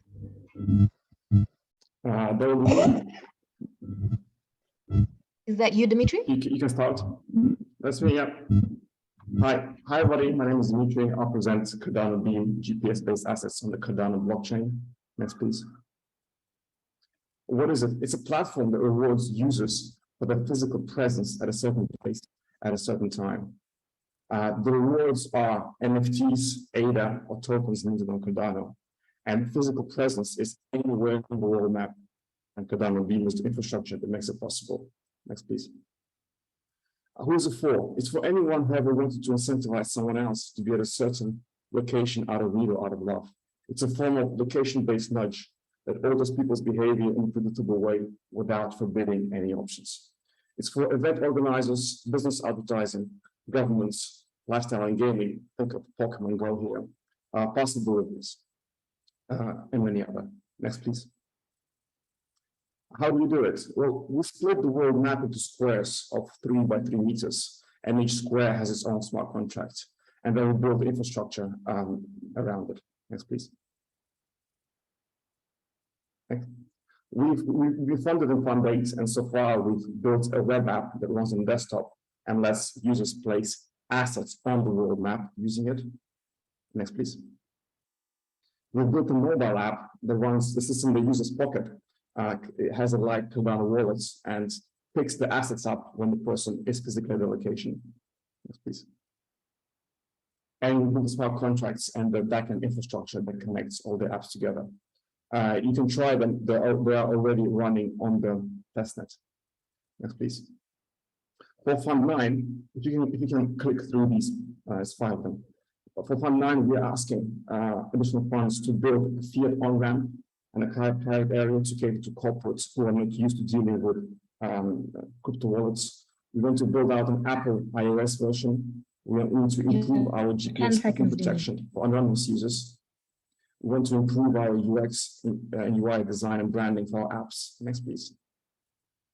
And we need to go out to the corporates and onboard a large corporate. So we need to spend some time on business development. That's it. Thank you for your time.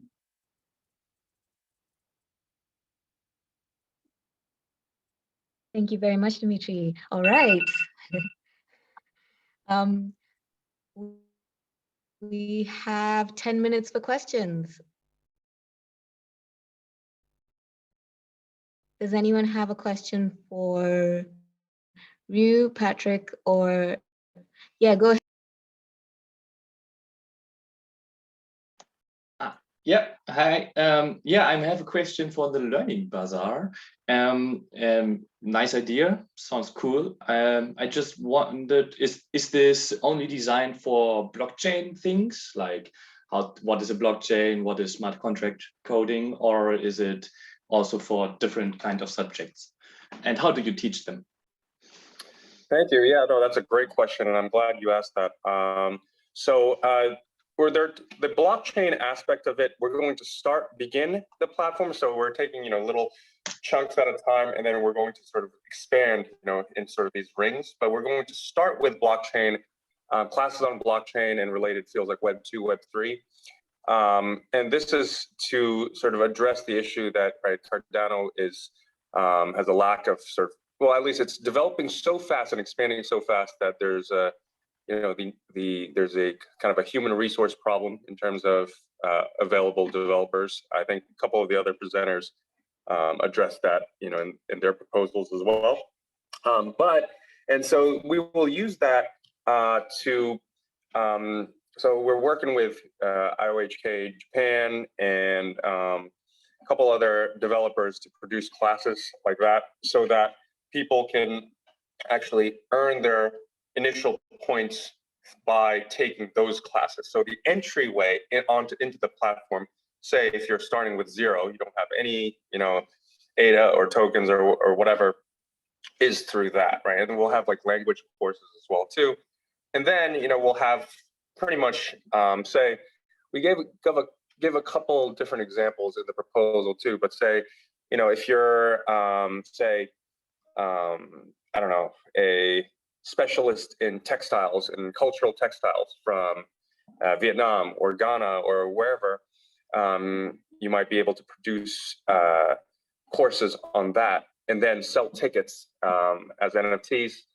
And that's how, as a content creator, you would earn, and people can buy, access to those courses. So, it could be cultural things, it could be purely utilitarian, so the Japanese are for example, very good at, they have these things on like kind of organization and like house cleaning sort of, I don't know if you've seen these YouTube videos. And so there are all these like sort of utilitarian kind of niche things as well too.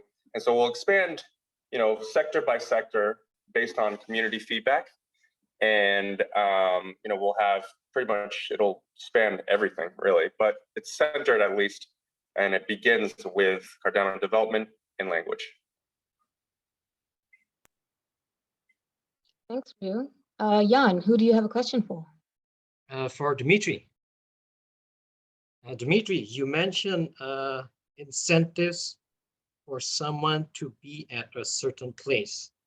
That's very interesting. I already have so many examples of what to do regarding that. But do you have any real use cases already? Or examples? Any? Yeah, for sure. So for event organizers who want to organize a bicycle race and want to register people, they could put some rewards at the start line, so people come there and they can only be activated between 9 and 10 o'clock in the morning, for example, and they can collect some starting tokens and then place some cash, some stable coins at the finish line. And for example, only those who have registered, who have picked it up, the registration token between 9 and 10, only they are eligible to pick up then the final price at the finish line. You could also limit it to the extent that only people who have purchased a certain NFT, like a jersey, can participate in an event, as only they will be able to pick up those rewards. And what you can have is you can have members of the community watch the progress of the event and drop prizes along the route. So they are picking them up, and in that way incentivizing people going in certain directions or going faster or slower. We will actually test our apps with the live event. That will take place on the 29th of October. It will be a bicycle race between Lisbon and the Algarve in Portugal, where there will be real prizes. And we'll do it first time this year, and next year we have engaged already the organizers of marathons to potentially trial this technology. Okay. That's just one example. Can I have a follow-up question? Amazing. Yeah, sure, go for it. Sure. Will there be any limitations in terms of will you need like a high internet connection or anything like that, or you think that it can be a use case in everywhere around the world, or is it just specific to developed countries that have a strong infrastructure? No, so that's definitely concerned. If you have an internet connection, you will pick up the reward instantaneously as you send a transaction from your phone to the blockchain. If you don't have an internet connection, it will batch the transaction and send it once you have an internet connection. And in Fund 9, we are exploring opportunities to interact with Helium or potentially other community-run networks where in the future transactions can be sent not through GPR and 5G, but through community-run networks. So yeah, but while trying the technology, I often go to high heels on a bicycle where there is no internet connection. So I'm well aware that there needs to be some batching and some, yeah. Thank you, Dimitri. Awesome. Robert, what's your question? Yeah, for Dimitri, I just wondered if you could talk a little bit about the GPS spoofing side of things. Yeah, so it's clear that anybody can run an Android emulate on the computer and go to a location as though they're there and pick up the asset. That's how I actually test my software.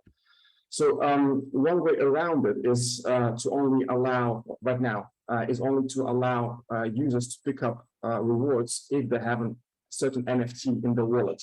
And that is a condition you can have in the smart contracts. So that's resolves the problem for event organizers.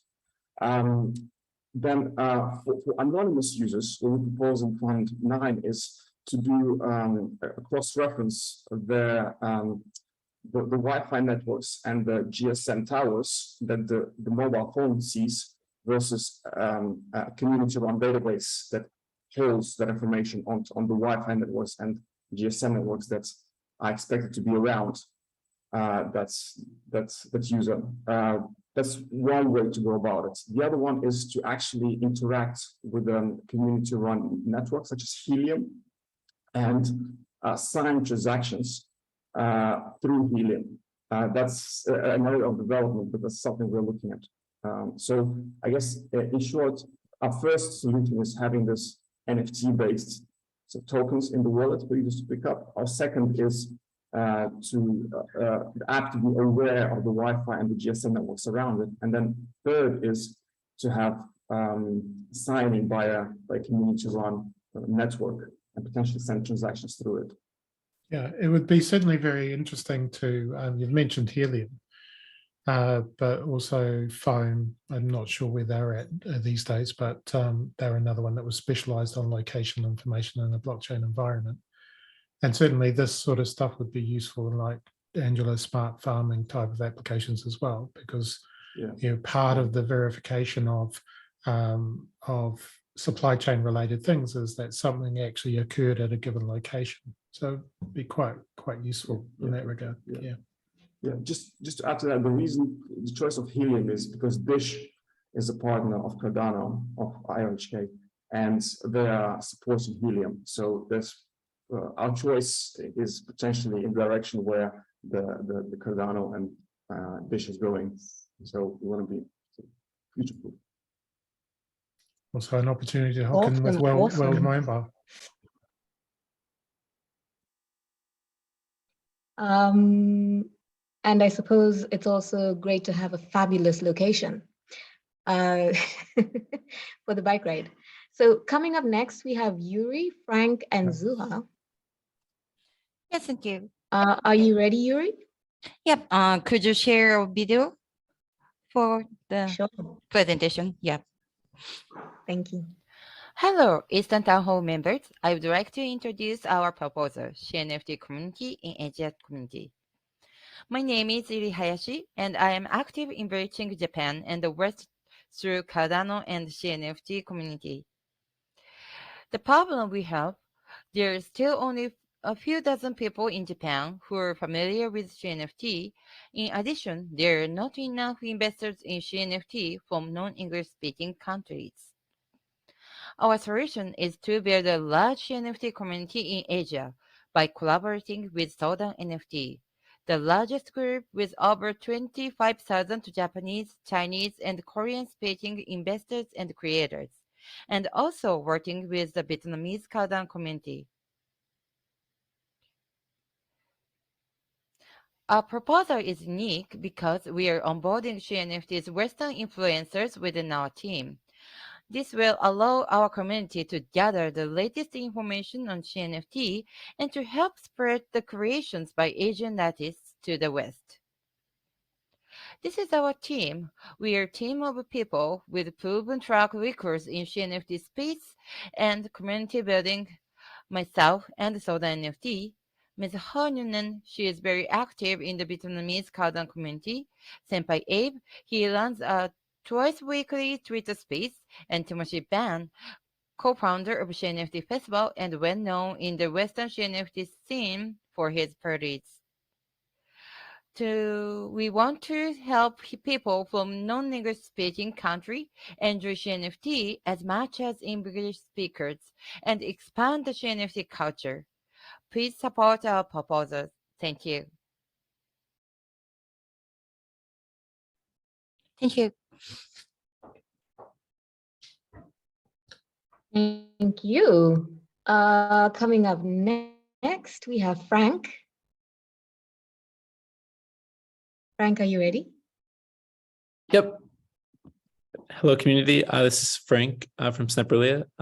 We are thrilled to be presenting our ATALA Prism zero knowledge proof and predicate plus Hyperledger Aries interoperability proposal today. Next, please. So the problem is that right now, most projects on ATALA Prism are focusing around the JSON LD credential type. And the credential type on the Hyperledger Aries side that supports zero-knowledge proofs and predicates is actually a bespoke credential type called ZKP with CL signatures. Next, please. So the solution is to bridge the JSON LD credential type with this ZKP with CL signature type, and it's by utilizing BBS plus signature types. Next, please. So there are a variety of zero-knowledge proof and predicate use cases. We're mainly utilizing the e-education use case here for digital certificates, and then the e-work use case for a standard resume. In our case, it would be an on-chain practical resume. Next, please. So the compound annual growth rate of SSI as an emerging tech field is around 88.7%, which is pretty unprecedented. So it is one of the fastest growing emerging tech waves in the world right now. Next, please. We were funded in the previous Catalyst Fund for building a bounty network. We've been very grateful to build up trust with the community. We are students of the Plutus Pioneer Program, as well as the ATALA Prism Pioneer Program. And we have a very talented engineering team. Next, please. We're also part of the Cardano SSI Alliance, and these are some of our core partners, including Roots ID team and Proofspace. Next, please. And this is our wonderful team. Next, please. And please consider voting for us. Thank you. Thank you, and congratulations on your launch yesterday. Is Zuha here? Yes, I'm here. Hey, everyone. Hi. Okay, shall I start? Okay. I'm Zuha, social scientist and activist from the Middle East. Our project aims at bringing back trust to NGOs. We're 5 professional colleagues, a business developer, a marketeer, myself, an auditor, and a business analyst, and we're collabing with the DevOps for UX and UI to develop the platform. So basically, there's lack of trust from donors towards NGOs since they cannot visualize the impact of their donations. And our solution is to build a platform that connects the donors with NGOs, and by utilizing the blockchain technology, we aim at making the process transparent. So on the platform, every NGO has its own pool and the funds will be locked in this pool. And when the NGO provides proof of funds, the specific amount of money will be unlocked. And here we would require an auditor to track the proof, invoicing, purchases, etc. And in case it is only normal to scam, usually for those processes, so they cannot scam the whole process. That's why an auditor as a human factor is required in order to eventually have the proper automations. And it is very important to mention that the platform takes 1% of transactions. As a phase 2, we aim at onboarding vendors that NGOs deal with. And for this operation to be successful, we would need to implement a jet coin since it is a stable coin and it is easier for people outside of the blockchain to be onboarded. And what's in it for the NGO? We aim at re-giving a meritocratic legitimacy based on valid action using the most critical tool, which is money. At a later stage, our ultimate goal is to become a staking pool and eventually a DAO. There will be tiers for donors, platinum, gold, and silver. And based on donors' total donations, they will be airdropped in NFT. And when donors stake ADA in our staking pool, the API will depend on donors' tier. The higher the tier, the higher the APY. The rewards will be paid in our token eventually. Last but not least, we also aim to be the first platform to officially validate NGOs, and individuals will be onboarded. They will have a say in keeping or delisting NGOs. So any NGO refusing to provide its proof of funds will be red flagged, and it will be obvious for users. So this way they know which NGO is trustworthy and which is not. For more information, you can go to our website, cngo.io. And thanks a lot for the opportunity, guys. Thank you, Zuha. So we're going straight into 10 minutes of questions. Who has a question for any of the 3 proposals by Yuri, Frank, and Zuha?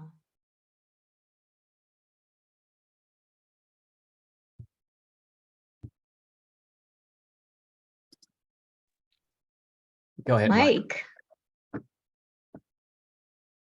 All right. Yeah, my question is for Frank, I guess. Cool that you're also spearheading the Prism ecosystem, because lots of people are reliant on people spearheading this, because it's quite complicated. But you mentioned Prism mainnet. So my question is, when mainnet? Do you have any idea? Yeah, it's essentially the timeline internally is ASAP, but it depends on a couple different system and unit tests that we're running right now with varying partners, us being one partner, Roots ID's team being one partner, Proof Space being another partner. So Roots ID has a collection of proposals in this fund as well. And what we need to do is prove viability of at least the very basic cipher suites and JSON-LD credential types at scale, supporting DIDCOM V1 and V2 before there is confidence, at least from us as partners, that mainnet is ready for launch. So these tests are ongoing right now, and this proposal is actually part of that initiative. However, this would be a stage 2 system test. Stage 1 right now, we're actually already collaborating with Roots ID on a wall CLI middleware so that developers can easily tap into Prism without kind of Kotlin experience or Java experience, because you can wrap wall CLI in a variety of API middlewares and like JavaScript, Python, etc. So there's a couple system tests ongoing. Now that is just our perspective as a partner. This answer would require Roots and Proof Space and the broader ATALA Prism team, including Tony Rose, to weigh in, but that's in a nutshell.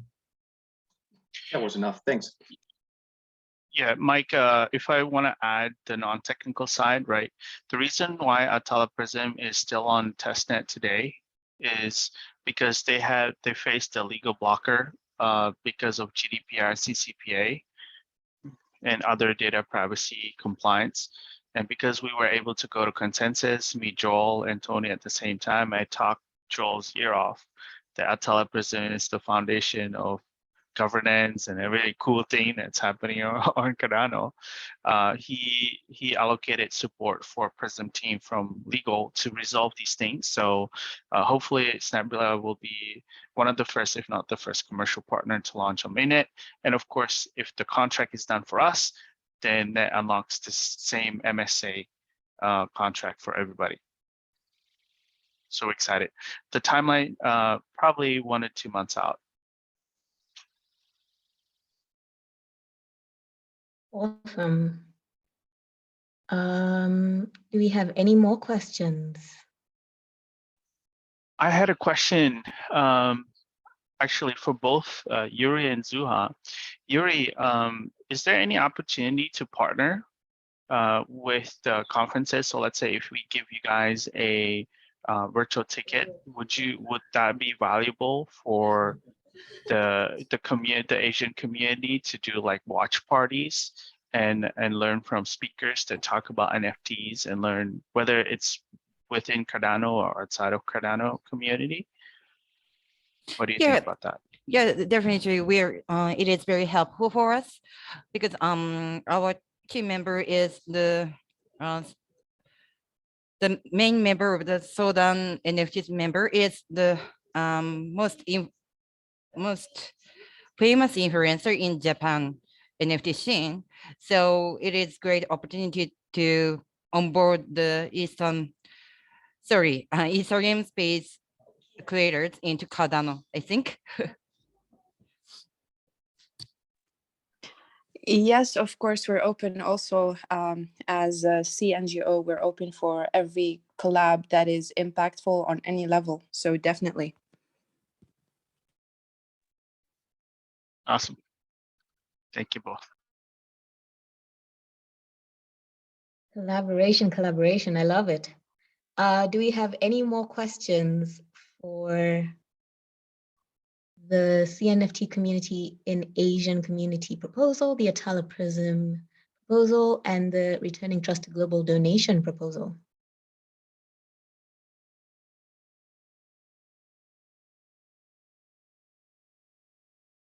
If not, we're moving on. Next one.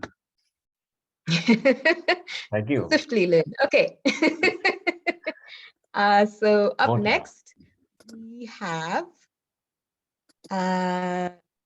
Georgia. Please forgive me if I'm saying your name wrong. Web Ada and Community in Bahasa. We have Francesco and Mercy. So are you ready? Okay, I'm ready. Thank you for Go right ahead. Thank you for the Angela. Hello everyone, my name is Gurga Siagan from Indonesia. I want to presentation my proposal with the title Web Ada Info Community in language on the challenge Grow East Asia, Grow Cardano. Next slide.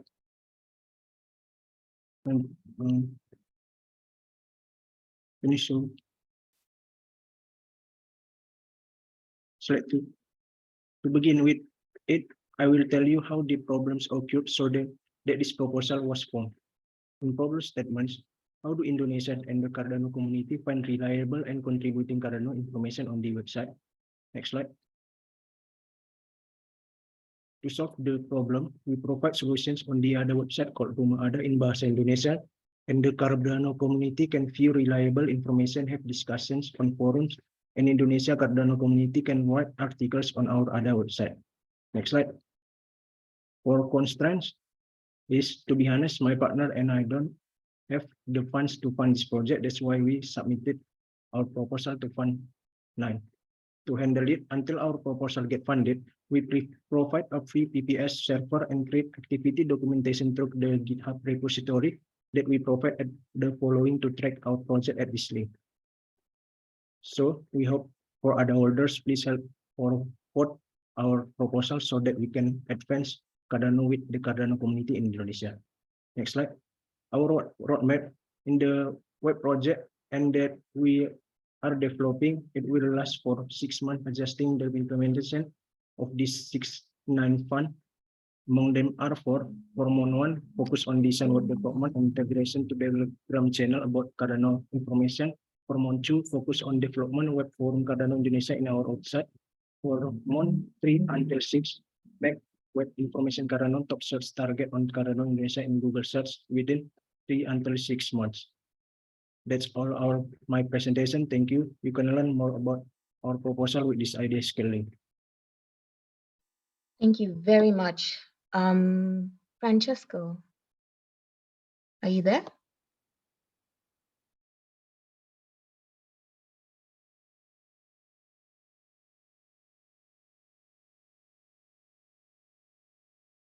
Can anyone see Francesco?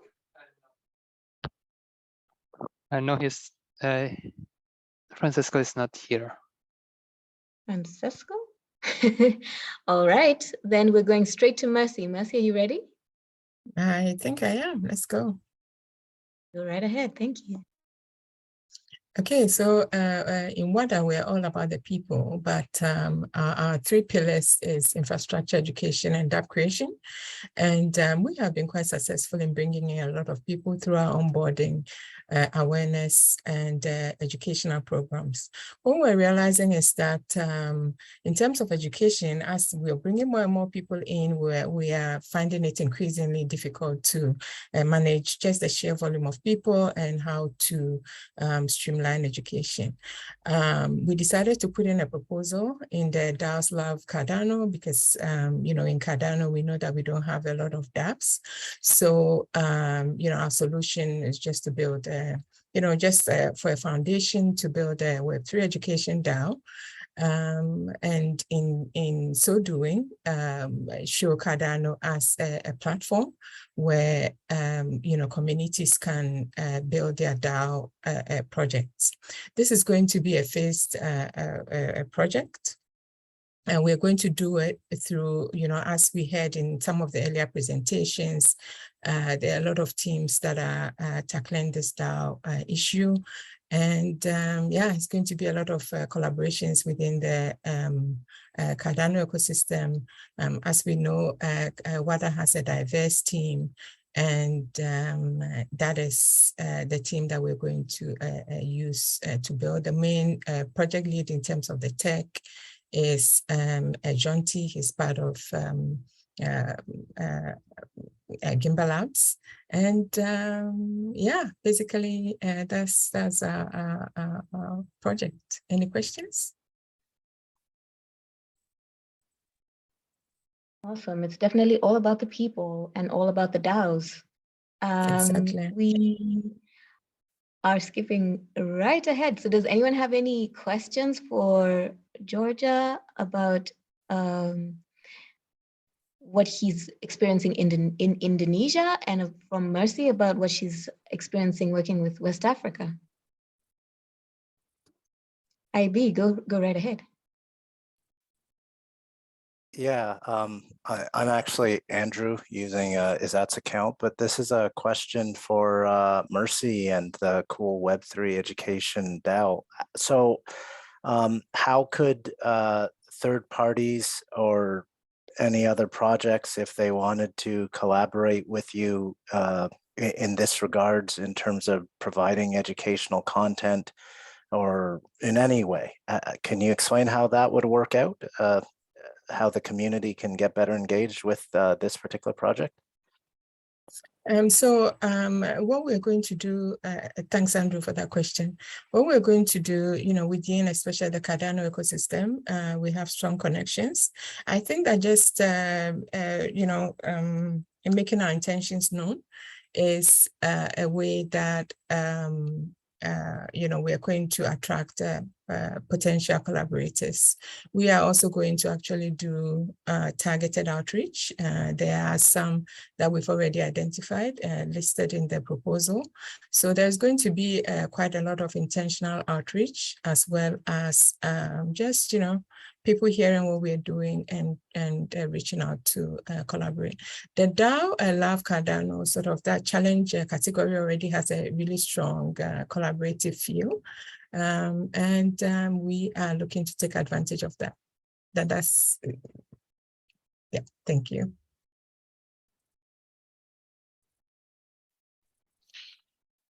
I also have a question for Mercy. Hi, Mercy. Yes. Hi. How do we get involved in this DAO?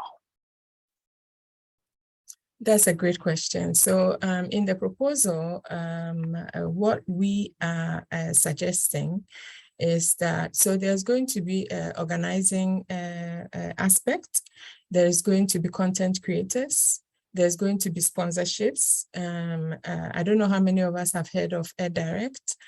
So basically what they're trying to do is providing, sort of charity sponsorship for people that want to learn. So what I am trying to say is that there are going to be various aspects of how collaboration could look like or involvement could look like, and it just depends on the partner interest. So if they are more focused on creating content, then we can work on that. But for now, for this phase of the proposal or this phase of the project is basically just going to be organizing for education. So we make it more streamlined in terms of how do we bring people in and how do we retain them? Because we're doing a lot of work, and if we don't, what we are realizing is that if we don't have a streamlined way of retention, we go out bringing a lot of people into the Cardano ecosystem and then lose them over time because we are not strategically engaging them. So yeah, the answer is that it depends on the partner focus or their skill and what they're interested in terms of how to engage and what we're doing, and then we match what we want to do. Thank you. Sonny, please. Yeah, funny. Okay, thank you very much. Thank you. The question for Georgia. Oh, Georgia, the proposal is quite interesting. And my question is whether the web ADA in community in Bahasa, this one is also open the collaboration with another platform. Example, with my proposal, right? My proposal is related to this one, the information. So whether this one is open also for the collaboration for that or not? Thank you. Thank you for the question.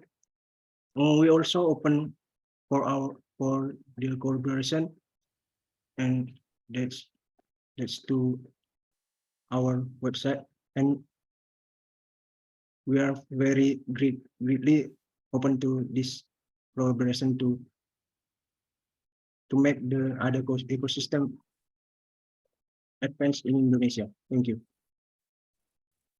Okay, thank you. Yuri. Yes. Go right ahead. Yes, thank you. I want to ask Mercy. We're building education platform, right? And I will really want to collaborate with the Wada community. So if our proposal is get funded, so is there any chance to collaborate with your DAO? Absolutely. And, what I say is that, whether the funding comes in this time around or it doesn't, I think that it would be good for us to start the collaboration because, there are quite a few things that we can start doing even without the funding. And that's what we found. So yes, absolutely. Let's do it. Thank you very much. Jan, you had a question.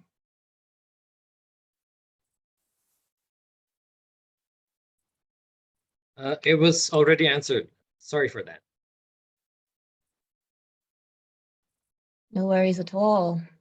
Does anyone else have any questions for Georgia or Mercy?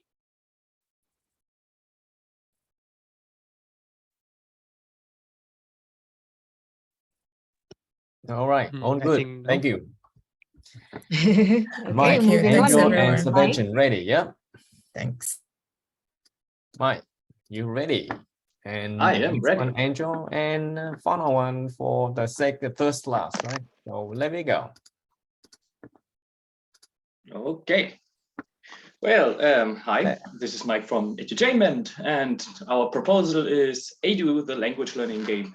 We are 100% Catalyst funded team, so we got funded in Fund 6 and Fund 8, and yeah, so we are really grateful and excited to do this.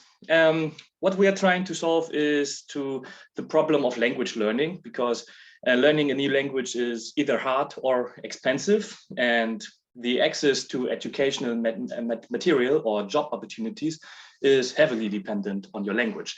So, and that's especially a problem for the Catalyst ecosystem because they are a bit fragmented language spaces, and we try to bridge these. So, and apart from that, it's also, if you're learning a language, it's also hard to find a language tandem. Well, in Aedou, it's really a free and collaborative multiplayer to learn and teach languages together. We aim for the experience of traveling a foreign country, but always being supported and assisted. So you have communal gameplay and practices. So you play together, you help each other, and you learn in a context, not just abstract information, which is a problem in modern education, we think. Yeah, really important are easy, accessible tools for content creation, and that's why our focus is right now, and DAO tooling to manage the complexity of creating quality content and governance of this content as well. So we applied for 104,000 for 6 months timeline, and we plan to, our core team is at the moment 5 people strong, and we want to have 9 people in Fund 9. Yeah. And we just closed out our Fund 6 proposal, the Play to Learn and Earn DID platform, which involved really the concept and branding of edutainment, and a first teaser and a first playable prototype for level building. So you can head over to the MVP and for closed out reports and check it out. And currently in Fund 8, we developed the MVP. So an extended playable prototype to really build cool levels in an easy way with complex stuff for English, German, Japanese, and Swahili. These are our 4 starter languages, and we slowly extend the other or onboard other languages in Fund 9 as well in this proposal that we want to get funded here. Right. Yeah, Your time. that's it. 10 seconds. Oh, I have nothing else to say. If you if you want to collaborate, get in touch. We're still looking for people, for Japanese tutors, people that are proficient in teaching Japanese. If you want, just write us a mail, and yeah. Awesome, awesome. Next up, we have Angel. Are you here, Angel? Yes, I have the link for a YouTube video presentation. Thank you. Coming up. Hello, everyone. We are Shelters on the Block, a social impact NFT project. The problem we identified is that the city of Los Angeles has the highest homeless rate in the United States and has the second largest homeless population. The city is facing a multifaceted humanitarian crisis with many potential solutions. We have identified transitional housing programs as one potential solution to the homeless crisis. And for that, we have partnered with Uncle Dave's Housing, a nonprofit organization that will be receiving the proceeds from our NFT sale. We submitted our Project Catalyst proposal under the challenge of demonstrating and monetizing impact. And we plan to carry this out by creating a new type of NFT. We have coined them impact NFTs. Traditionally, when you make a donation to a charity or nonprofit organization, it is difficult to trace your direct impact, but with impact NFTs, we can change this with the help of blockchain technology. Shelters on the Block will be a pioneer on this front by creating NFTs that are meant for donation first and utility second. From the total sale, we will raise enough funds to house 16 men for a total of 5 months each. And each time an NFT is resold on the secondary market, 20% of the resale will be redirected back to a wallet owned by Uncle Dave's Housing. What makes our method of donation unique is that we will give tangible proof to the donors that their funds have been used for the subscribed social cause. In this instance, at the end of the campaign, we will return to Uncle Dave's Housing and interview the recipients of the free housing. We will then capture a picture of the recipient and turn that into an NFT. These new NFTs will be airdropped to the holders of the sponsor NFTs, and they will serve as proof to the donors that their donations have made real-world impact. Thank you for listening.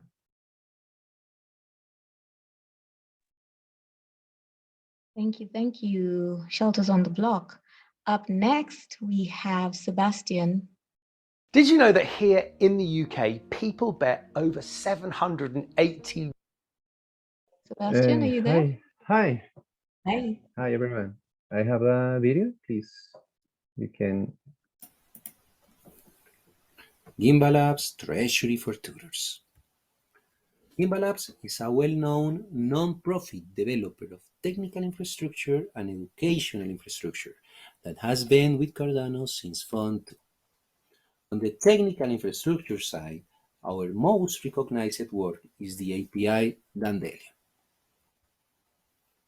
On the educational side, we successfully implemented a 3-ledger educational system. Plutus PBL is the reason for this proposal. Plutus Project-Based Learning, a training program that allows the student from the first session to start gaining full stack experience in Plutus by collaborating on projects. Version 1 gave rise to some of the best startups and projects in all of Project Catalyst. Now, just a few days ago, we launched an updated second version. Hi, my friend. Like in the version 1, we provided the second version with weekly live coding sessions.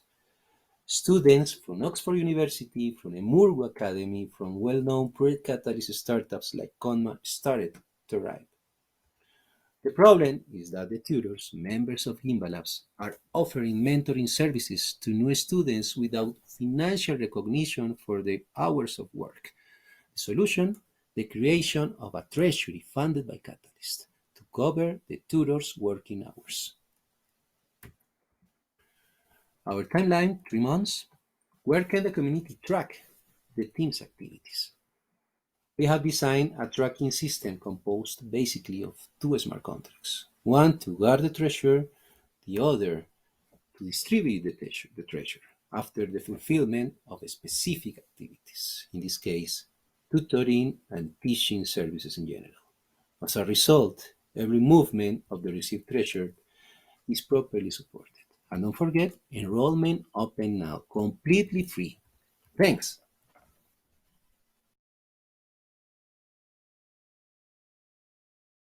Awesome. Now we go into questions. I see Dylan, you already have your hand up.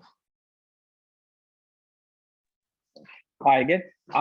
So my question is for NFTs on the block. How do you enforce the 20% funding to go across when it's resold? We want to implement like splits. I don't have a technical background, but that's where most of our funding is going to go into to hire a developer. But I know that these type of technology or implications are already being used in other layer ones. So I'm pretty sure that this can be implemented in Cardano too, where it's like royalties that are kind of already set up in like OpenSea type situation. In other blockchains, but see, like if you're running on Ethereum, every pass of a token has to go through a smart contract. While on Cardano, because they're native tokens, they do not have to be passed across.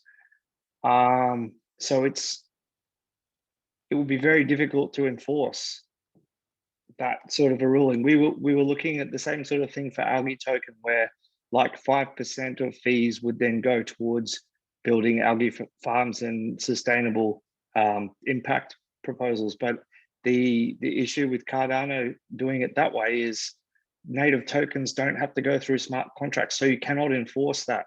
So if I have an NFT on Cardano, I can give it to anyone, and there's no way that a royalty can be enforced that I know of. That's good. But I mean, maybe it will be possible. That's not correct, Dylan.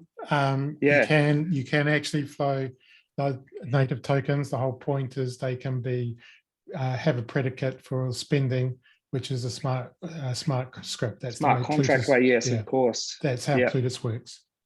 That could work with the NFTs, definitely, yes. Yes, it is, because it's exactly something I'm doing right now at the moment. I'm implementing that sort of work. Of course.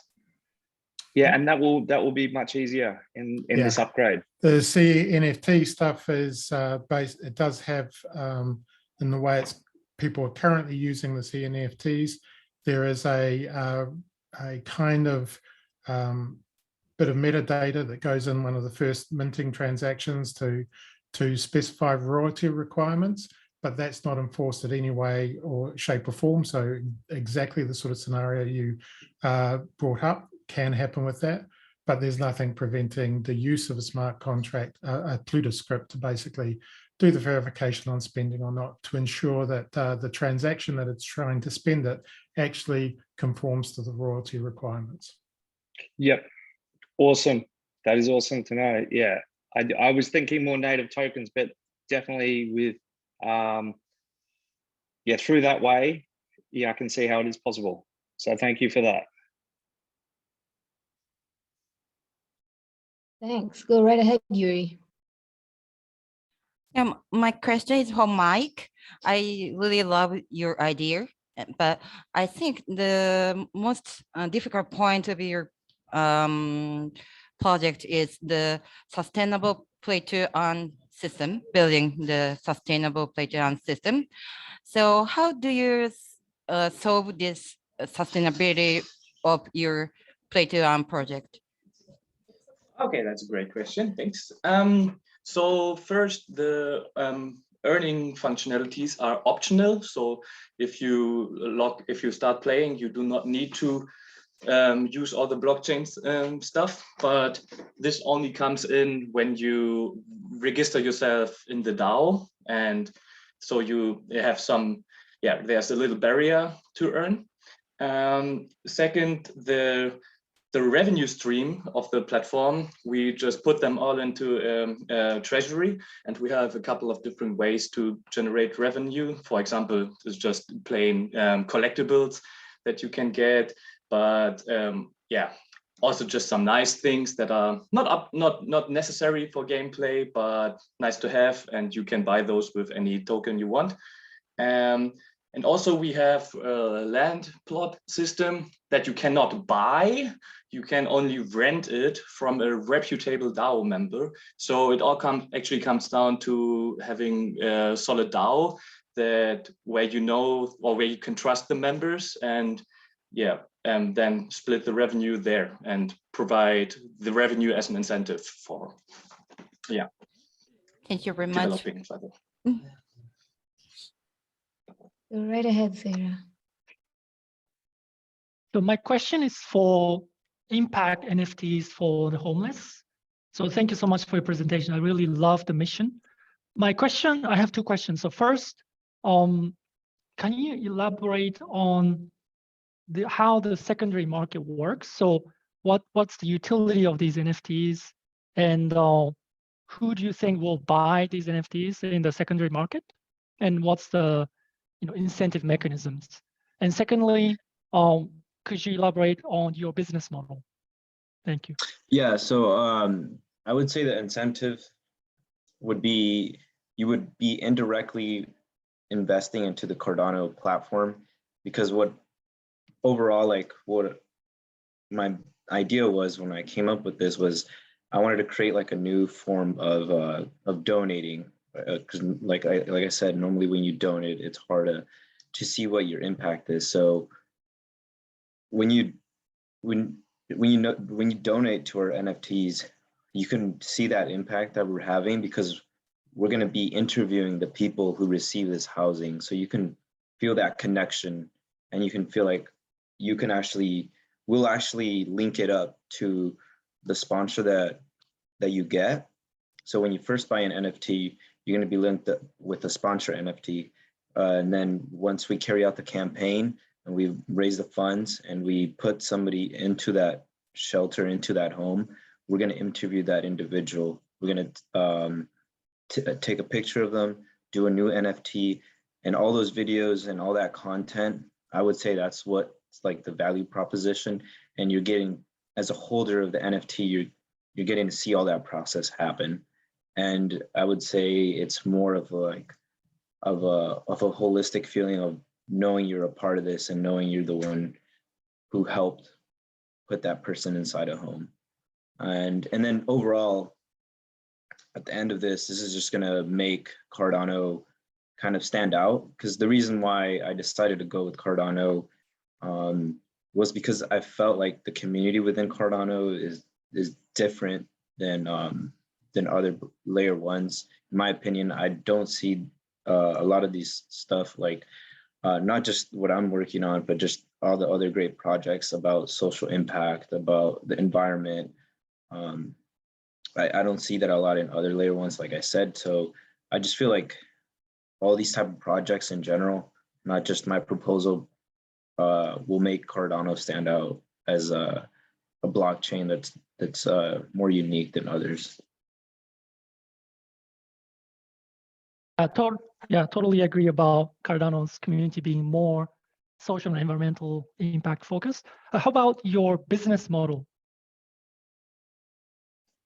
Can you elaborate on like what you want to know about it?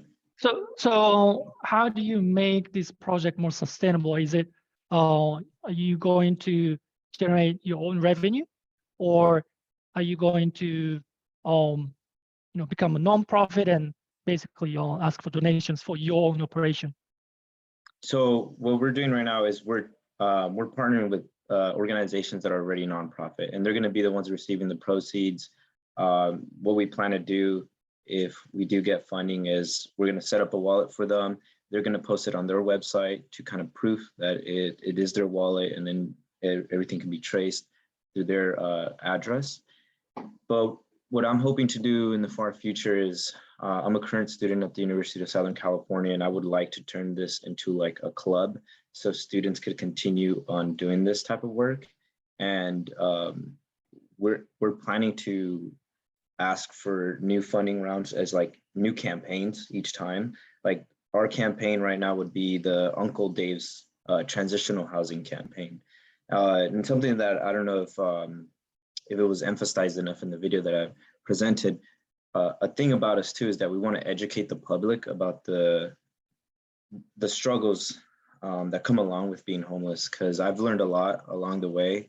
I've learned a lot about transitional housing and like the difference between transitional housing and just going to a shelter.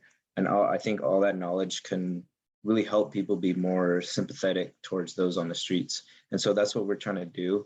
But we're also trying to look at other different possibilities of how to solve homelessness.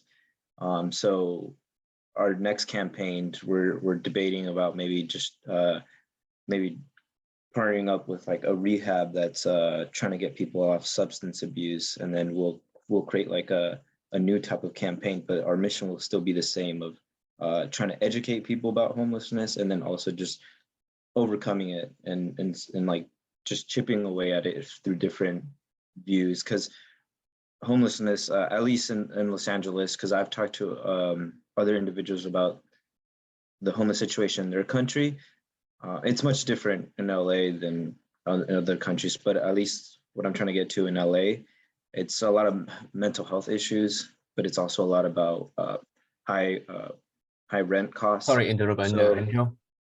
Can I have Jan and myself have a question? We run over time already for 10 minutes for this session, please. We have run over the time. Yeah. okay, Can I, of course. before you ask the question, can I just You mute yourself, sir. sorry, are Michelle, Sean, and Sangeet here? Yeah, I'm here. I'm Sean is here. Michele. Yeah. So please Awesome. read it, I'm yes, sorry, Jan and Lynn. You can probably message him. Yeah. All right, that's it. All That's, right. that's fine. All right, move on. Thank you. Lynn. Thank you, Lynn. Is it Michelle or Michelle? Michele.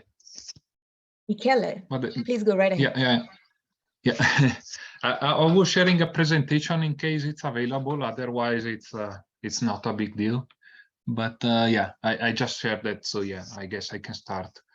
Well, basically, we are working with the idea of creating a proof of impact dynamic NFT. And that's based on the problem, basically, that for SPOs that are dedicating part of their income, to environmental project, to social project, basically, such SPOs, they're frequently working under capacity, in the sense, yeah, that they struggle to attract people, and so basically they're not working efficiently in a way.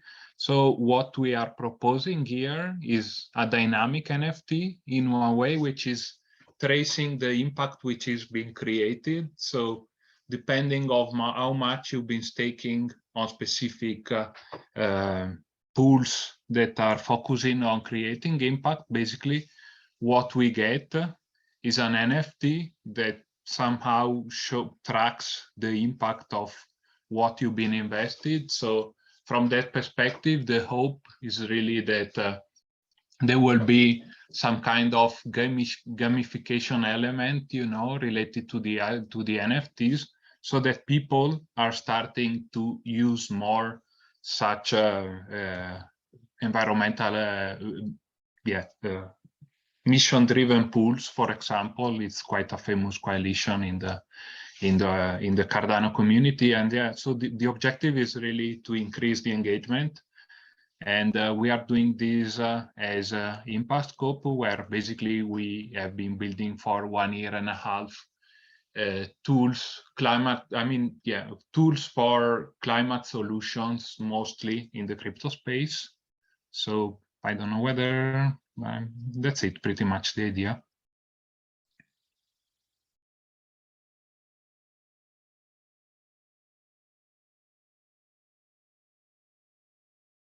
Thank you. Thank you. Thank you. I went right right before my alarm. Okay.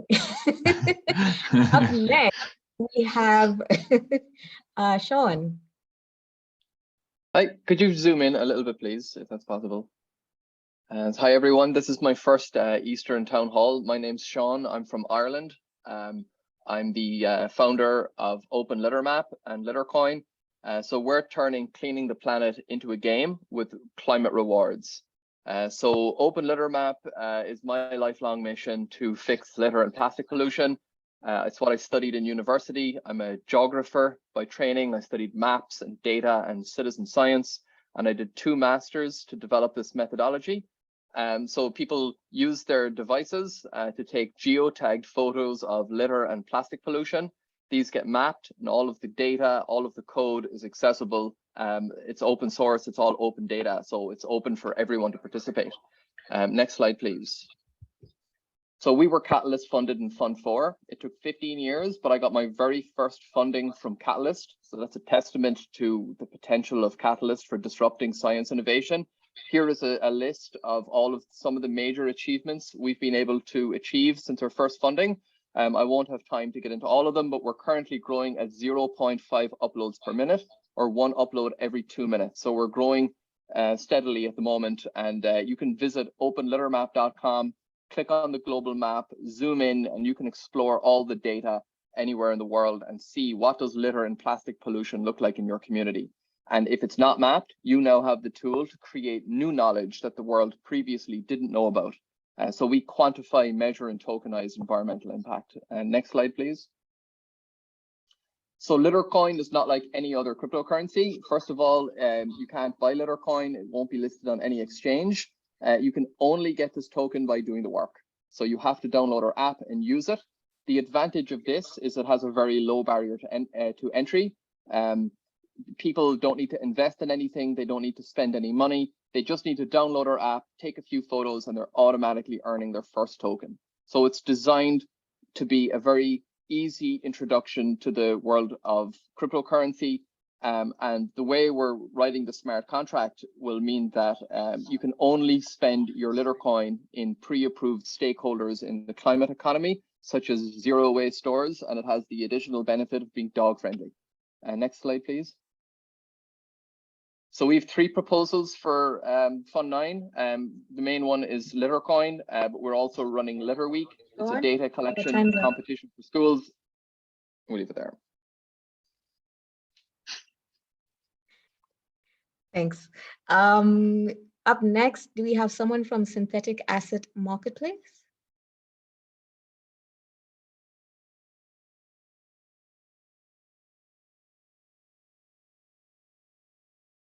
Konma, are you in the house? I don't see anybody from Konma. Okay. Sean, you can finish your sentence and then we can go straight back into questions.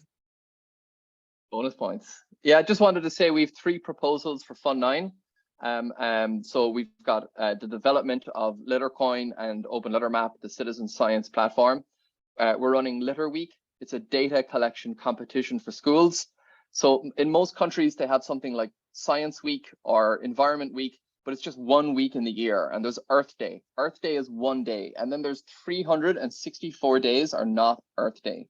But with Litter Week, your organization, be it a school or a corporate partner, they take the Litter Week challenge any week they want, and they can resubmit their challenge every week.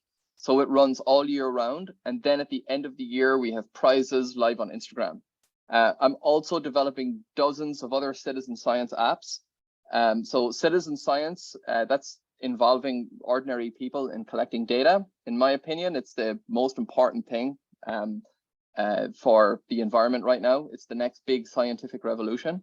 And it's Catalyst's best impact investment at the moment. So that's it for me. Cool. Do we have questions on Aedou? No. Proof impact for NFTs or SPOs or Littercoin? Does anyone have questions?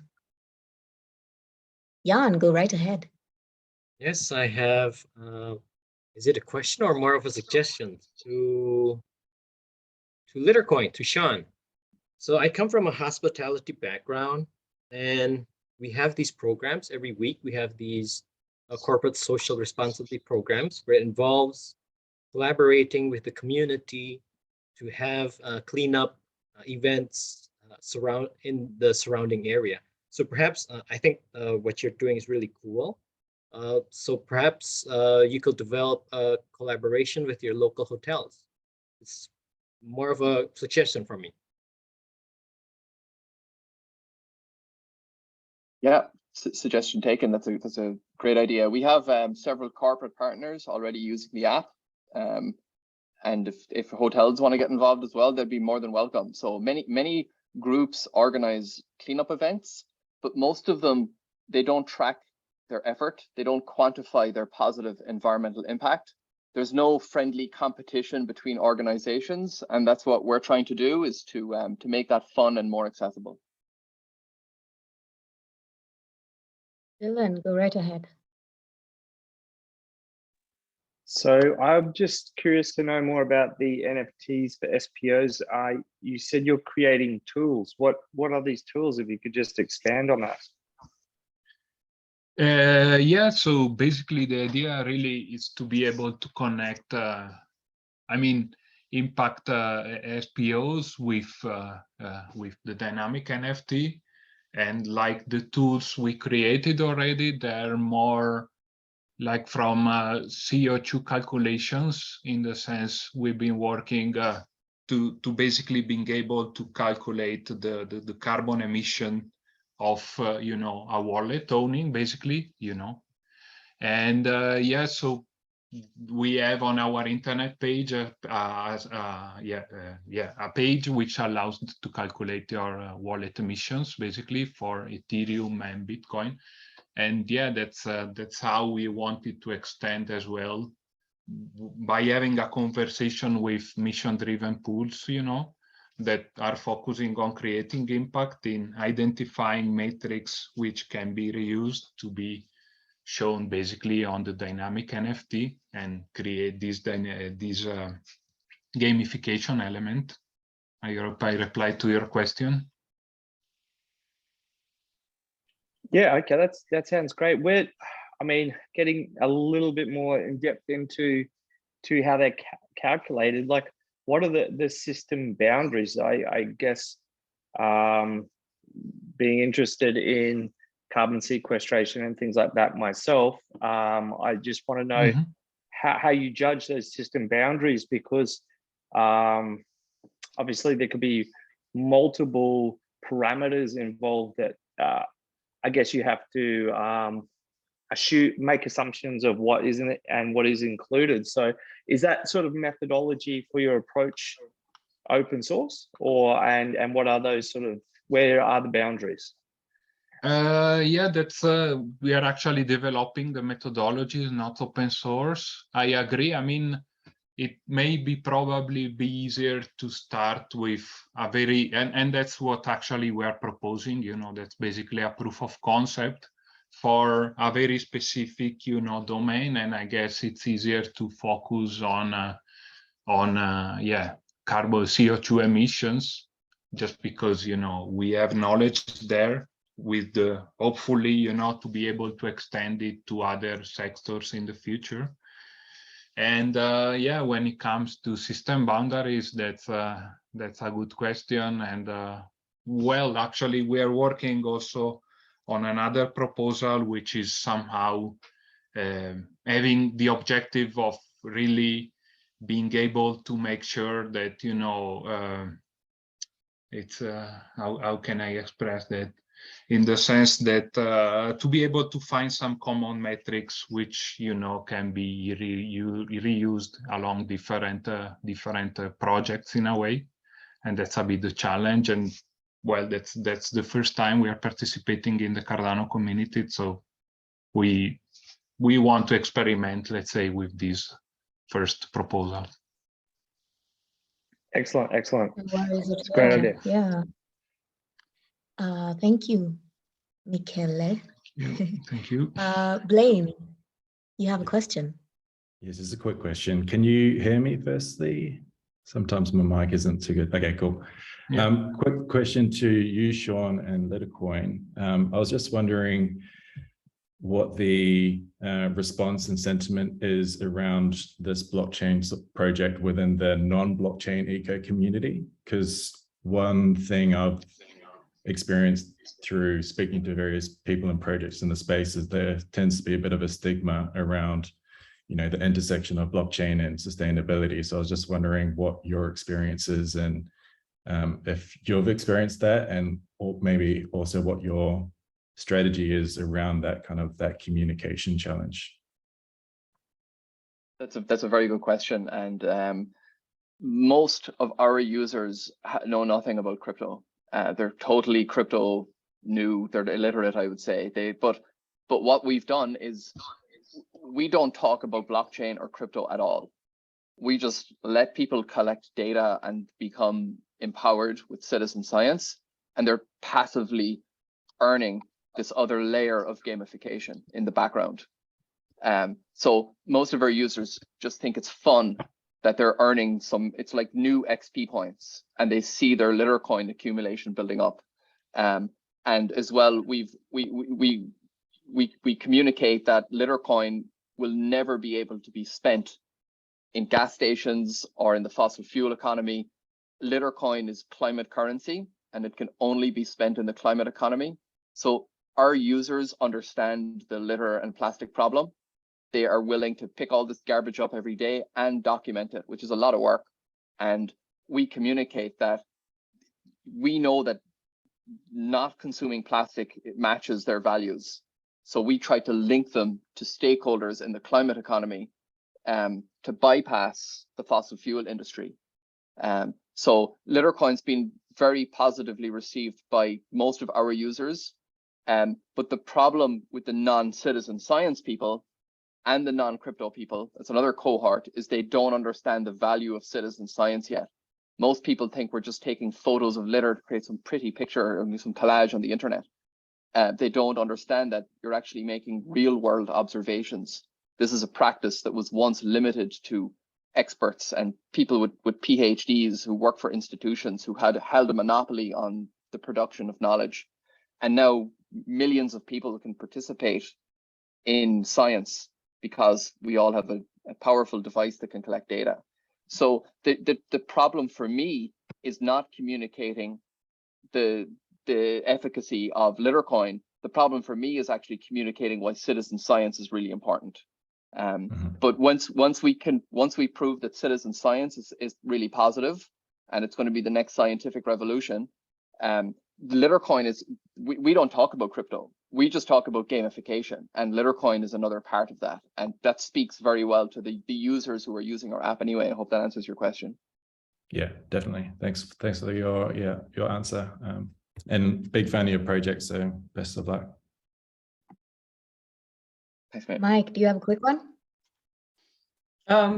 Maybe, yeah. So also for Sean, yeah, keep rocking, no stopping. But the environmental stores where you can spend Littercoin, how do you make sure that you can only spend it there and not on an exchange? And why are the environmental stores?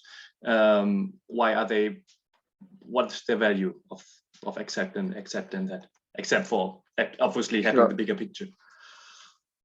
Very good question. So technically, the way we're going to do this is still up for discussion, but what we're leaning towards is we will generate an environmental NFT, and we will give it to the stakeholder, the merchant, and that will prove that they are the only ones who can accept Littercoin.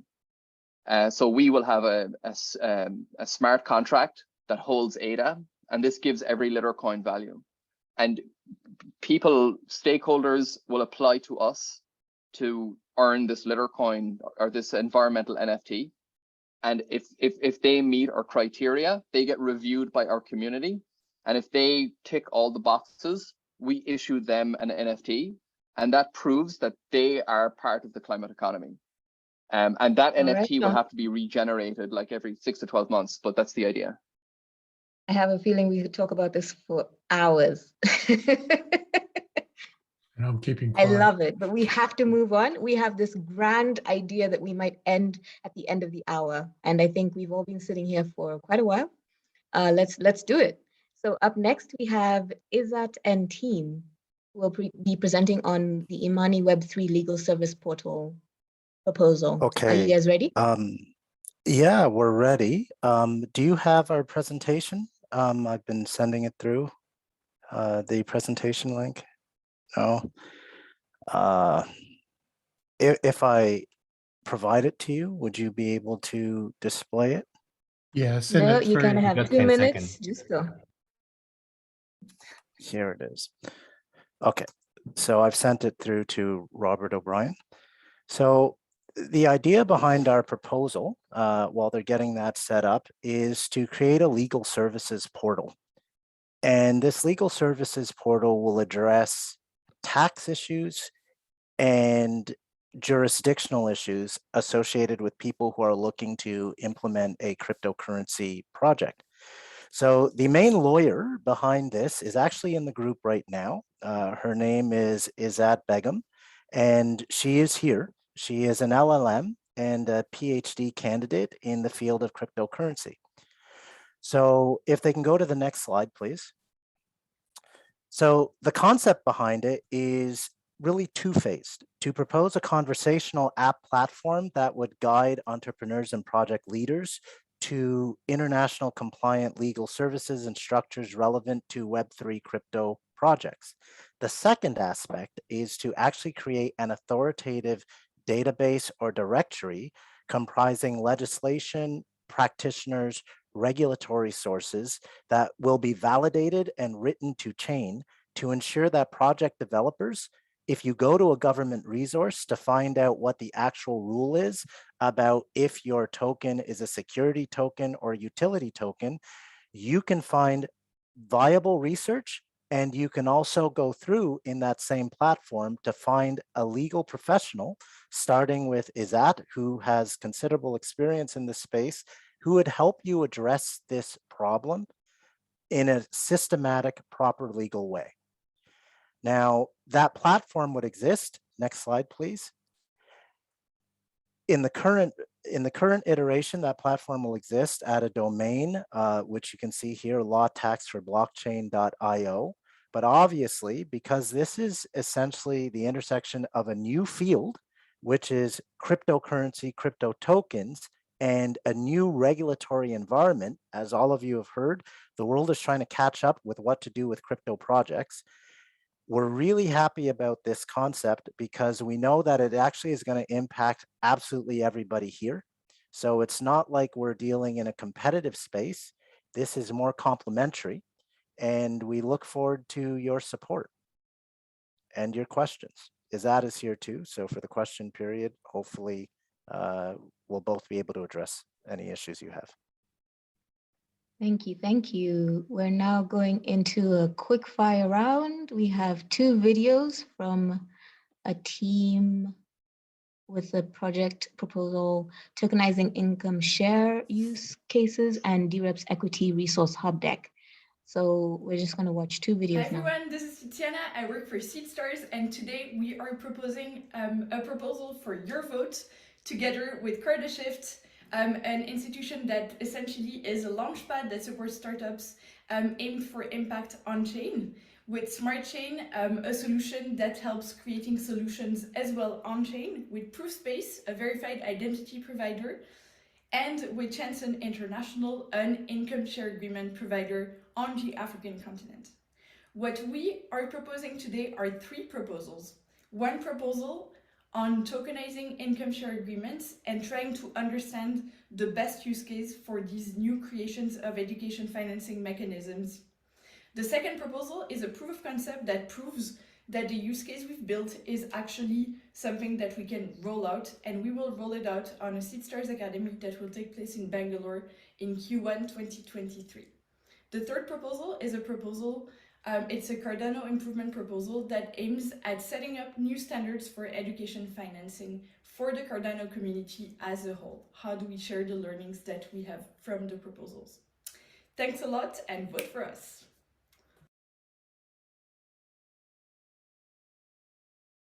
Awesome. Up next is the DREP Equity Hub proposal.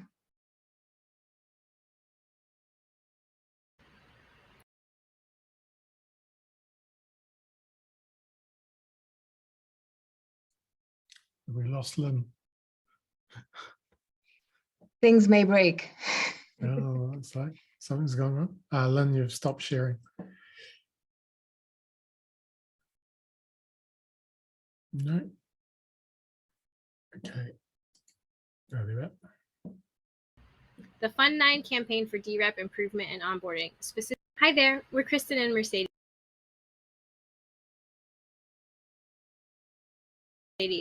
We're new to the Catalyst community, so thank you for considering our proposal for Fund 9 to develop an equity resource hub for DREPs that the general Catalyst population would also have full access to. The Fund 9 campaign for DREP improvement and onboarding, specifically to improve diversity and the participation of DREPs and to ensure proper and easy voter delegation, is what grabbed our attention when we joined this community and wanted to find a way to contribute. When we first learned about Catalyst, and really Web3 tech in general, our first instinct as women focused on improving equity in the world was to put on our diversity and inclusion expert hats and determine a way to share our knowledge with this community in a manner that is educational, engaging, and inspires action. We believe this campaign is the best place to add guidance to uplift this community through a lens of equity. Our proposal is to develop an equity resource hub or platform that establishes awareness and guidance to effectively serve our diverse global community. The goal of the Equity Resource Hub will be to educate DREPs and all members of Catalyst on the topics such as bias, equity, empathy, and inclusion. A complete hub product will include all types of learning materials, activities, and tools to empower everyone to reduce unintentional harm across the community. A final product will be able to administer, track, record, and provide reports on these initiatives to reinforce accountability and action. Our solution will address the community's needs by improving participation of DREPs, as well as ensuring proper and easy voter delegation. Through access and participation on the platform, DREPs and members will learn how to recognize and combat their biases and develop best practices to mitigate inequity moving forward. Action is key to improving diversity and inclusion. By encouraging DREPs to educate themselves and measure their progress through the Equity Resource Hub, we intend to see deeper engagement and collaboration amongst DREPs and the community as a natural result of coming into this knowledge. Our expertise in making this prediction has been informed by the following data-based outcomes. All good people tend to want to correct their implicit bias, and once aware, will actively engage in the work to change their behaviors. And 2, improving education in DEI topics tends to encourage more diverse participation. Furthermore, when we read proper and easy voter delegation, we immediately thought. All right. Quick fire round. So do we have questions for the people who are present, which is Izzat and Andrew, on their legal services portal proposal? Sunny, go right ahead. Okay, thank you very much. Okay, Andrew, related about your proposal about this one, right? The Web3 legal service portal. Okay, so whether you will scale up, what is your next target, right? Whether you want to scale up for the interoperability with another application, example for the DAO, because my next step for my project, it will be part of the taxation. So whether you will make further scale up for that for your the legal service portal. Yeah, do you know what I'm going to do? Is that if you're here, because I really am a big believer that people who are experts in their field, let them speak. And Izzat has actually been researching some issues regarding the DAO and has some very specific knowledge for that. So the short answer is yes, the platform would address that. But Izzat, if you're available, maybe you could address issues with DAOs. Thank you very much, Andrew. And thank you. I didn't catch the name for your question. So if I understand you well, you will be looking at the tax issues for the DAO you want to create. Is that what I understood from your question? Is that correct?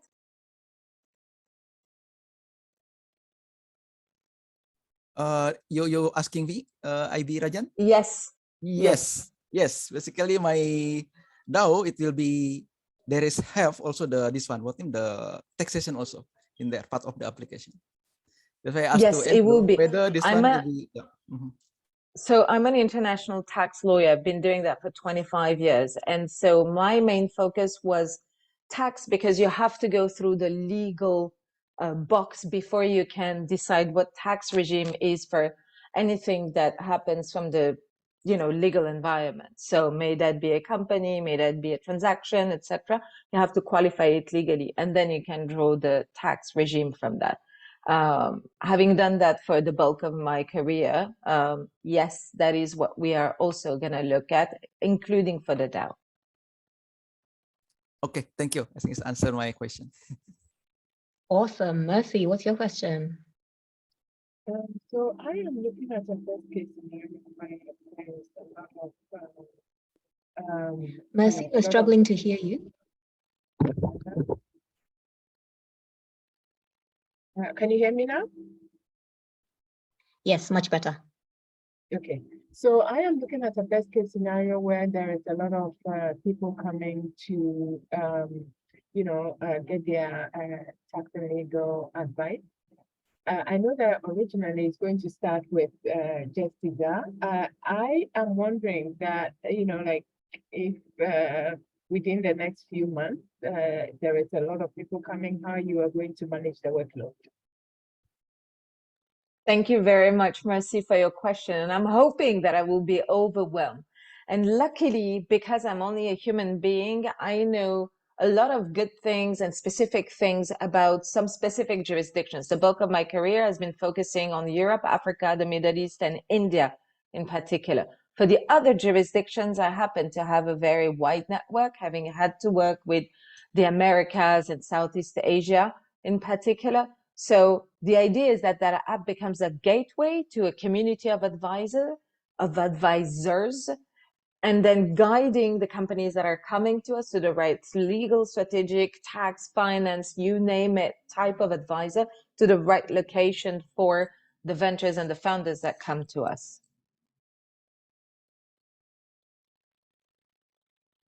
I'm excited. I'm Thanks for that. excited. Sounds amazing. People, I think we did it. Thank you so much for presenting within a limited amount of time. I know it's really difficult. 2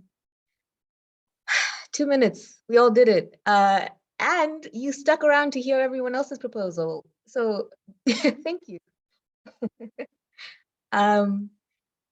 I hope that we will all support each other. I hope we'll all share the kudos. I hope we'll all share the votes. Robert, would you like to say anything in closing? Yeah, I'd just like to say, so I've been in Catalyst from basically Fund Zero, although I didn't actually participate in Fund Zero, but right through from the beginning. And one of the interesting, and also going through, this is what our 3rd or 4th idea reels that we've been doing. And what I can say is the quality of the proposals is going right up, which is fantastic because this is actually the point of Catalyst. It's so that we can all learn from each other as we go along and improve what we're doing. And so I've been very impressed by all the proposals that have been presented today. And personally, I'm incredibly delighted that the number of impact-related or climate and social and environmental impact-related projects are starting to emerge more on Cardano, because that's where my focus has been for a long, long time. So it's great to see that sort of happening. So yeah, thank you very much for everyone coming along. Really appreciate it. Thank you to everyone that has, particularly those that are coming in at different hours of the day. It's getting 12 o'clock in the morning for me. So I'm really delighted everyone stuck to the 2 minutes and got in there, because that means I'm not staying around till 1 o'clock in the morning, which I greatly appreciate. But that's been 3 hours of awesomeness. So thank you very, very much. Okay, thank you so much, everyone. Thank you. And we'll See you next 3 months. Yeah, and all the best for your voting. We've got the spreadsheet there that Jan might want to put a link to if you need to see all the links to the proposers and their videos and those sort of things. And please, please, please look at those proposals more closely and vote for them if you really like them and everything else like that. That's what we want to see, the people that are engaging in this community. So please, all of you, give them a vote, just even for turning up is a great thing. Thank you very, very much. It's a quick heads up. We have a breakout room, a Japanese and Vietnamese breakout room. So for those who still have the energy, please do enter those breakout rooms. Awesome. And thank you for coming. You guys are totally awesome.